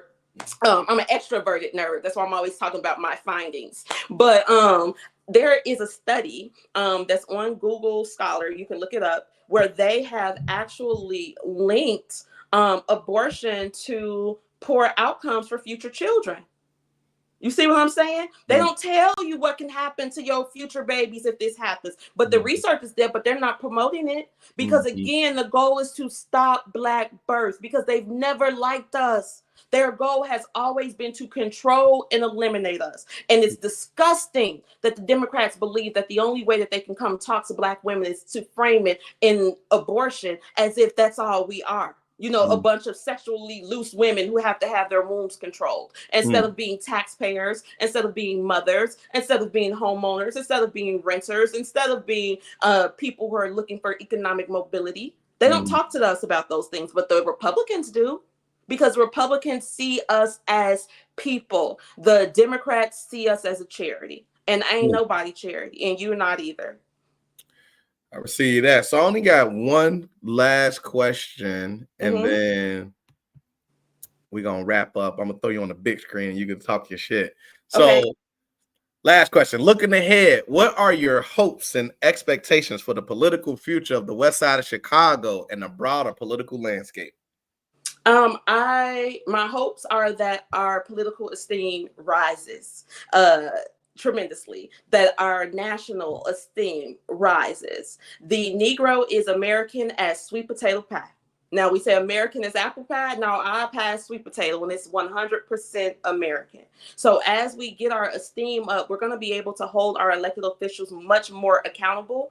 We're going to be able to pull more resources out of them expeditiously, just as quickly as they pull the money together for the illegals. And we're going to be able to have a bigger voice in our politics, because this illegal immigration situation has lit a fire under the West Side politically that has not been seen since the 60s. Okay. And so we're going to have to deal with those flames, and that's going to happen with these two upcoming elections. On a broader political landscape, I believe that the state of Illinois is going to go red.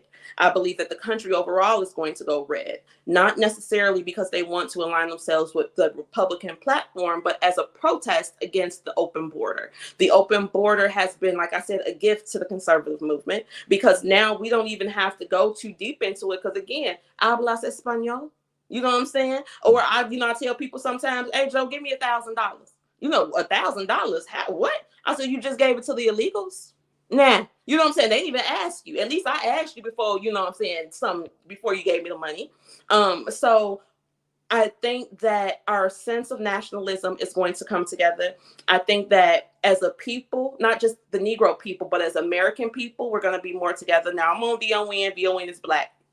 I had a Mexican guy call the show, and he said, PRae, on behalf of Mexican Chicago, I want to let everybody know that we not okay with this either. And we stand 10 toes down with y'all. We don't want these people coming over here. When our people came here, when nobody giving them no checks and apartments, our people been waiting 20 years for work permits, and they just giving them to them out the gate. No, we not okay with this either. We saw the Chinese over there in Brighton Park beat their alderman up and smack her up and make her run back to her car, right? So you got the Black folks, the Chinese, the Mexicans, the Poles, the Ukrainians, everybody, the Irishmen, the Russians, everybody on board. We ain't been this united as a city since the 98 Bulls, okay? You know what I'm saying?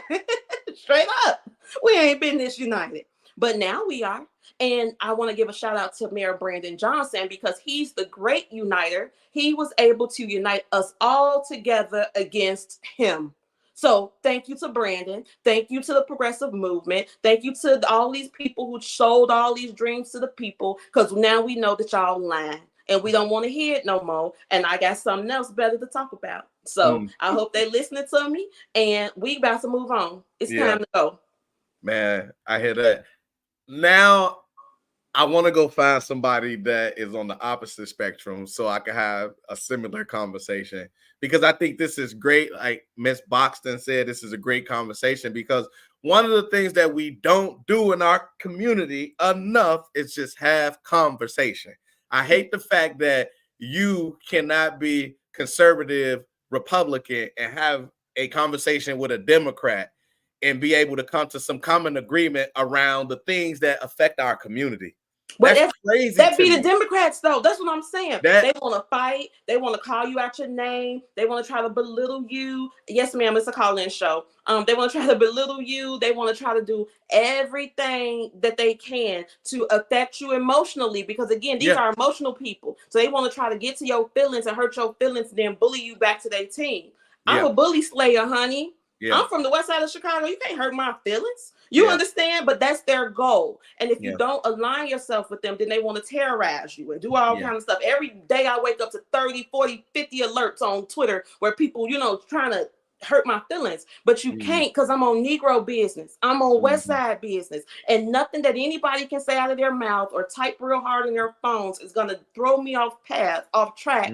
So my goal of saving our people. The reason I'm PRae is because I live on the West Side of Chicago. I think it was either Lil Rel or Corey Holcomb, one of them said, of course I have high self-esteem because I'm from the west side of Chicago. Because over here, the people gonna give you self-esteem. If you walking down the street with your head down, they gonna say, hey, Ray, what you looking at? Stand up. You know what I'm saying? Stand up straight. What's wrong with you? So I was gonna say, so look, we was raised on 119th and Stewart because we were adopted I have a twin, obviously. Yeah. That's how we met. Mm-hmm. And we were raised for the first 8 years on 119th and Stewart. So I grew up on the west side, though, in the Austin community.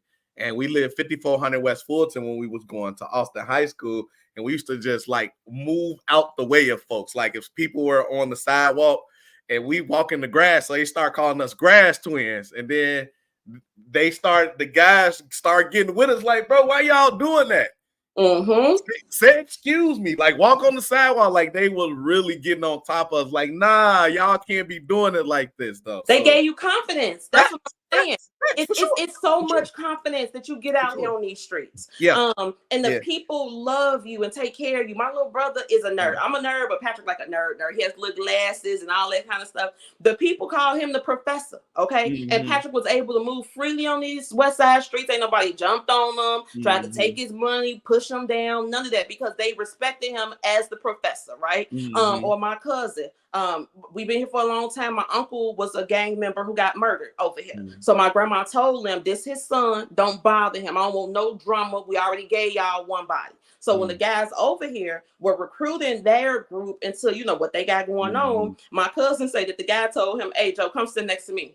He ain't in none of this, all right? Mm-hmm. I don't want to see him. If y'all see him, y'all send him home. He ain't to stand outside. He ain't to touch nothing. He ain't to talk to nobody. This is not this one. You understand? Because that's the love that we got over here. And like I said, and we do got chaos over here. Like I said, I've had people in my family murdered. But overall, I want to preserve the goodness of this neighborhood that made me great, that makes my baby great, that made my mama great, and my daddy great, and you great, and everybody else on this west side that's thriving. We ain't never been poor on the west side of Chicago. I tell people that all the time, especially in the suburbs.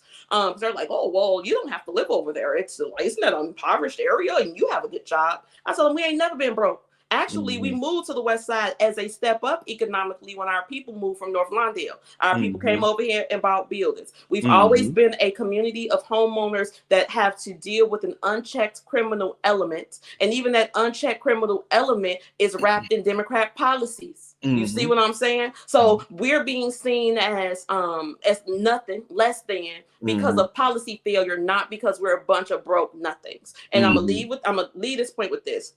Again, I work in finance. And I was at a meeting one day with my colleagues and our manager, and he was talking about how he's a contributor to the By the Hand Club down there on Laramie and Lake.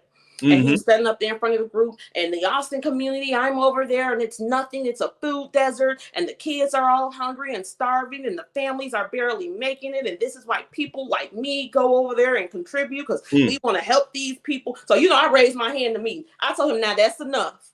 He said, what? I told him, that's enough. I live 5 blocks from there, and guess what? I'm sitting right here with all of y'all. So, we're not even going to push that line no more. Next topic, because you're offending me right now. So he felt bad.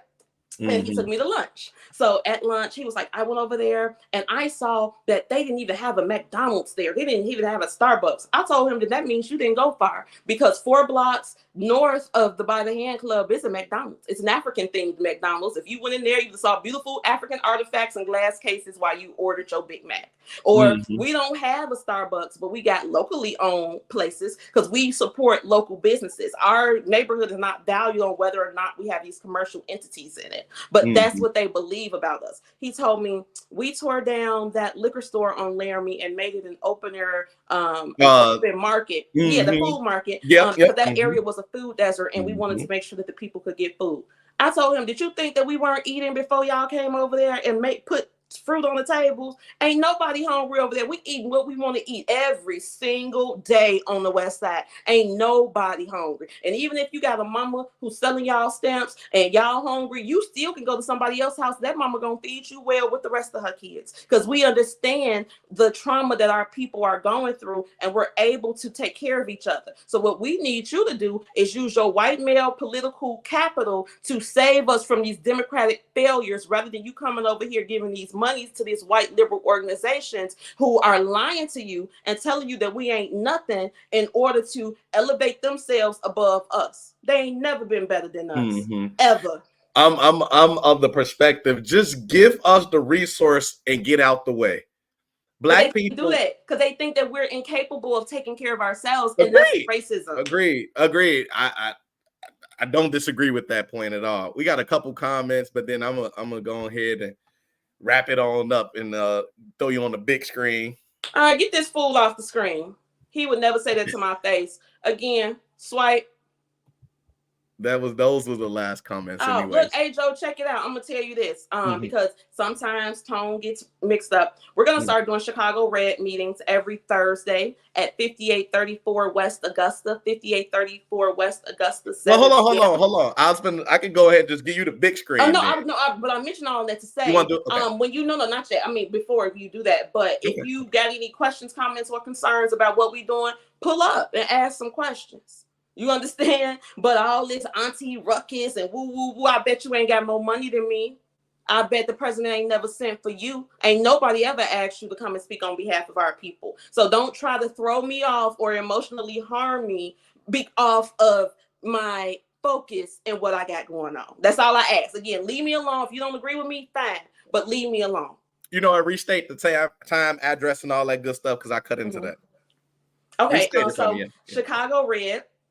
That's what we're doing. That's our goal. We've been talking about it for a long time. Now it's time to get to work, get to action. We're going to be at the Christian Community Center, which is located at 5834 West Augusta, 7 p.m. on Thursday. We got our mission statement. We're going to roll out the work. We got to get some people registered to vote. We got to get the message out. We got to start talking to people. We got to wrap in our influencers. We got to start creating, our content.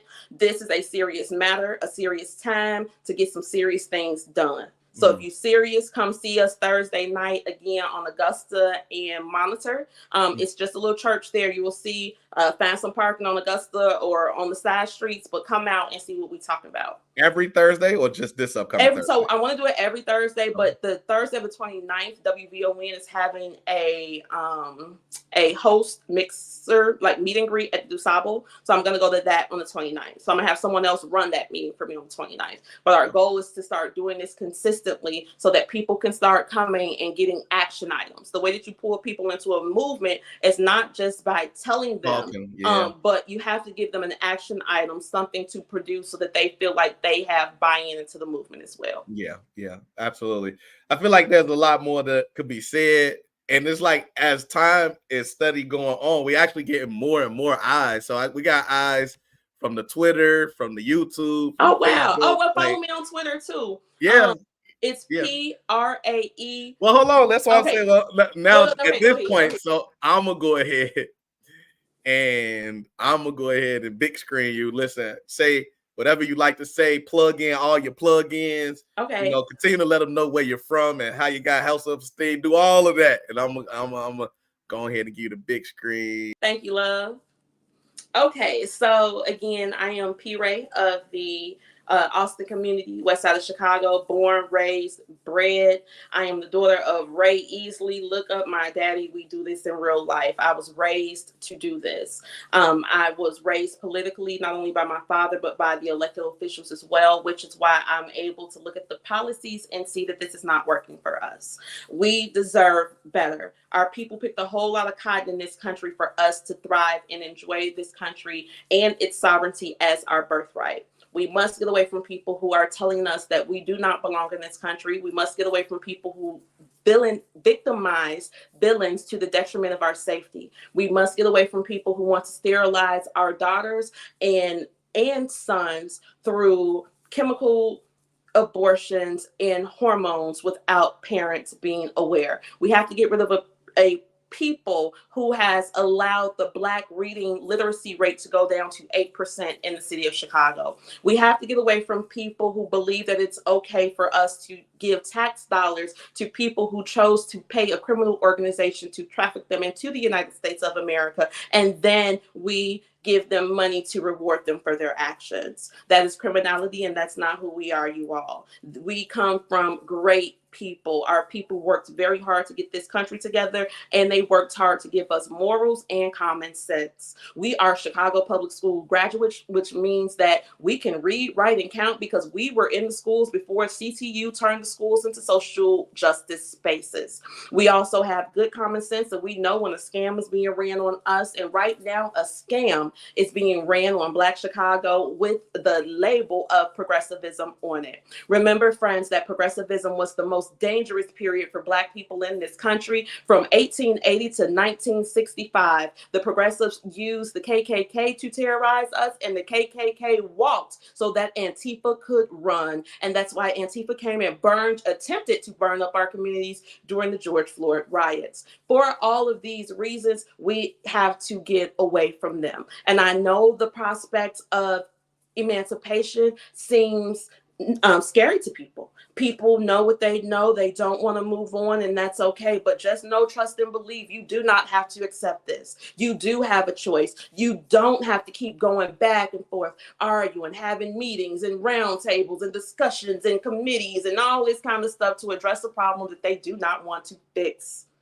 The period of gaslighting is done. So if you have the self-esteem to know that you deserve better, if you have the self-esteem to know that you want your bloodline to continue and you don't want your children to be sterilized, if you have good sense that you want your child to be well educated in the schools, although we are paying $29,000 a year for them, if you believe that criminals should be punished in our judicial system to give victims justice rather than us censoring all of our political capital and making sure that criminals are better, then I advise you to leave the Democratic Party and come join the MAGA Party. They are lying to you about President Trump. They have been lying to you about President Trump. They told you that if President Trump got in office, that we would be in World War III. We can see right now that Jim Crow Joe has gotten us in that position, friends. We see right now that Joe has not only started a war in Ukraine, but he has also started a war in Israel. That war has now spread to Lebanon and Syria and Iraq and Iran. We also see that Joe is trying to get us into a fisticuff with China through our aggression in Taiwan. We also see that Joe has completely abdicated his responsibility to keep us safe by opening that southern border to everybody in the world. There are more than Hispanics coming through that border because anybody who can get to Nicaragua, who has an open border, can then join any cartel caravan and be trafficked to the United States of America. Al-Qaeda has already stated that they are going to do terrorist attacks right here in the city of Chicago, where you live and I live and our families live, and we're paying taxes every single day, going to work, trying to figure out how we're going to pay our bills. We deserve better. And Brandon wasn't better. And everybody who told you Brandon was better, don't listen to them anymore. Everybody who told you don't vote for Donald Trump in the $500 billion in the platinum plan that he wanted to specifically give to the Negro to make us stronger in our own country, they told you to leave that money alone and put on your Chucks and Pearls and shimmy on to the polls and vote for Jim Crow Joe foolishly. Do not make that mistake again. We're not here to beat people down, but if you make the same mistake 2 times, it's a choice, and I want you to choose better. Leave them alone. Blue is over. Red is in. Blue is dead. The color is red, my people. If you love yourself, you're going to get away from the people who are harming you. If you love your children, you're going to get away from the people who are harming you. If you love your ancestors, you're going to get away from the people that created the policies that caused them to fight every single day politically since they left those cotton fields in the South. Because again, these people have nothing for us, nothing for us, nothing for us. They're not going to change at all. They have given $2 billion in the state of Illinois to illegal immigrants while our people are homeless around the state. Does that look like the people who care for you? No, it does not. So put on your gym shoes, tie them up real tight, and we run into the right. Chicago Red is real. We're going to be meeting again at the Community Christian Center, located at 5834 West Augusta, Thursday at 7 p.m. Come bring your ideas. We are creating a whole new political landscape because this ain't working and we deserve better. Again, I'm PRae, a Black Excellence Hour, show for people with high self-esteem. Sundays on WDON 1690 AM Chicago, also live on the Black Excellence Hours Facebook page. I also invite you to follow me on Twitter, which is like wild. We have a good time on Twitter, and that is at PRae, PRaeBEH, as in Black Excellence Hour. PRae BEH on Twitter. Keep up with what we're doing. We are a national movement. We are not some fringe people, because at the end of the day, we are the grown people now. We are the grown people. We're the ones who have to take care of the community. We're the ones who have to figure it out, because if we don't, those racist white liberals are coming to us with their plans of chaos, confusion, and perversion. And we need to get away from those people, because if not, the Negro was going to be on reservations just like the Native. Thank you. No. Great exit monologue. So we did have one question, so I want to make sure that this person's question is answered before we exit. Why are you voting for Danny Davis? Because I love the congressman. That's a personal relationship. Like I said, he raised me. So I'm just loyal to him to the core. If I went to the congressman's house right now and rang the doorbell, they're going to let me take a nap on their couch. That is a private relationship. And I also know, because a lot of people say that the congressman is not doing anything, so on and so forth. But I saw the work that they were doing during WOW. I saw it. You saw it. Everybody saw people getting in the houses. What we have to understand is that when we talk about Congressman Davis and what he's not doing congressionally, he goes and he does his job. He gets the money for us. He brings it back to the district. Now, how the district chooses to partage that money once it gets to the county, state, and city level, that doesn't have anything to do with the congressman. The congressman does what he has to do. He's the third highest seniority person in the Congress right now, which allocates him a lot of power, which allocates the 7th congressional district a lot of power. Keena is cool. I love Keena. We West Side girls. When I say I love me some Keena Collins, I mean Keena, not Keena Collins. Keena, what's Keena's last name? Collins. Okay, yeah. I love me some Keena. When I say I love her, I love her. West Side girls always gonna stick together. But she said, but no policy. Let me get to that. And so I love Keena. Melissa Conyers Irvin is a crook who is on her way to jail. So we not even, considering that. But on a policy level, again, I know that the congressman goes and he gets the resources that we send him to get for the district. And I appreciate that. And I don't think that there's anybody else on the ballot who's going to be able to be as effective as he is as our current congressman when it comes to not only getting the resources, but committee positions. Again, he positions the 7th congressional district in a very favorable position in Congress, and I'm going to support that. This wasn't for me, but I sit with Congressman Davis on our show that we do on Sundays, and I've been able to soak up a lot of game from him and wisdom. And the congressman is very knowledgeable about the political process. He's called himself a how do you refer to himself? He calls himself what is it? Oh, that's kind of crazy. I'm blanking. Doesn't matter. What the thing that really resonated with me is we were having the last show that we did. We were having a conversation, and he talked about how power just rotates, right? So as we're talking about the 7th congressional district, I get it. People are upset with Congressman Davis for what they feel is a lack of development in the community because he is a West Side elected official and leader.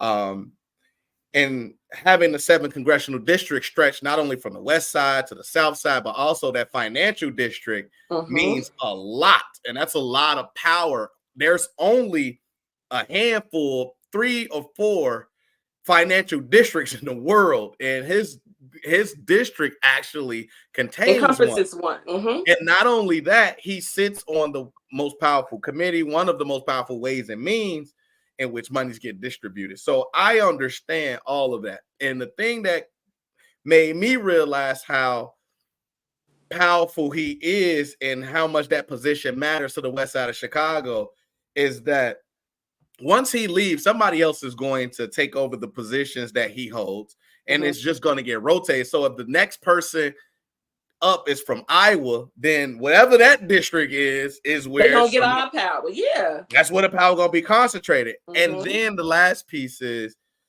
and this sucks for neophytes, right?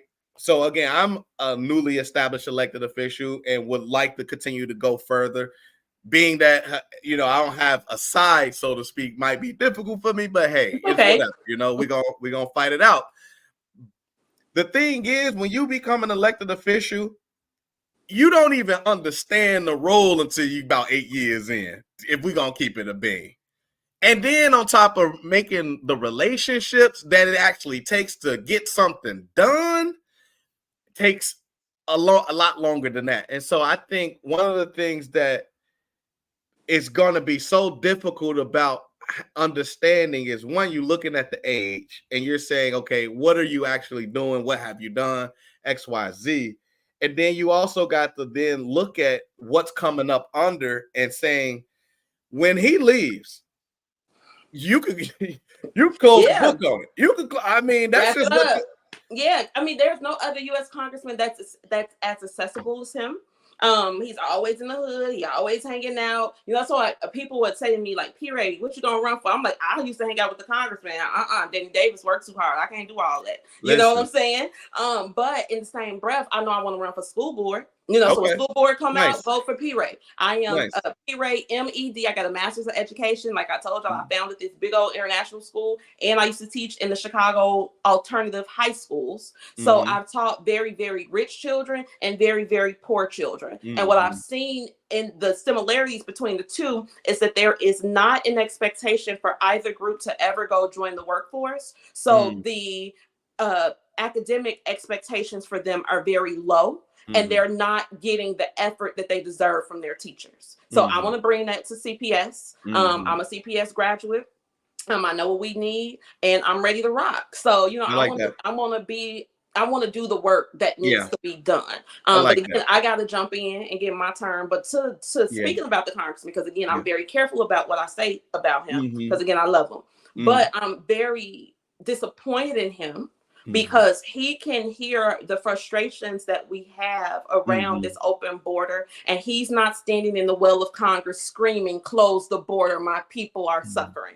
You understand? Because he got a lot of seniority to do that. Yeah. He could go and gather the Congressional Black Caucus and say, okay, we're going to make a statement against the open border because we know that illegal immigration hurts the Negro the most. And so we have to make a stand against this as the Black group. But they're not going to do that, because that group, again, has been infiltrated Blackness by Black immigrants. And those Black immigrants are not going to say close the border, because they calling their people and tell them come in through Nicaragua too.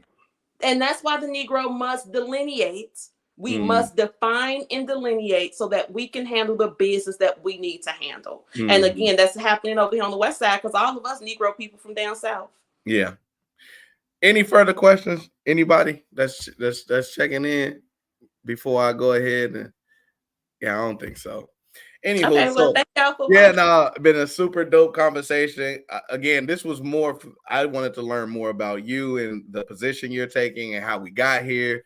So I hope that folks that's tuning in can take a lot away from this.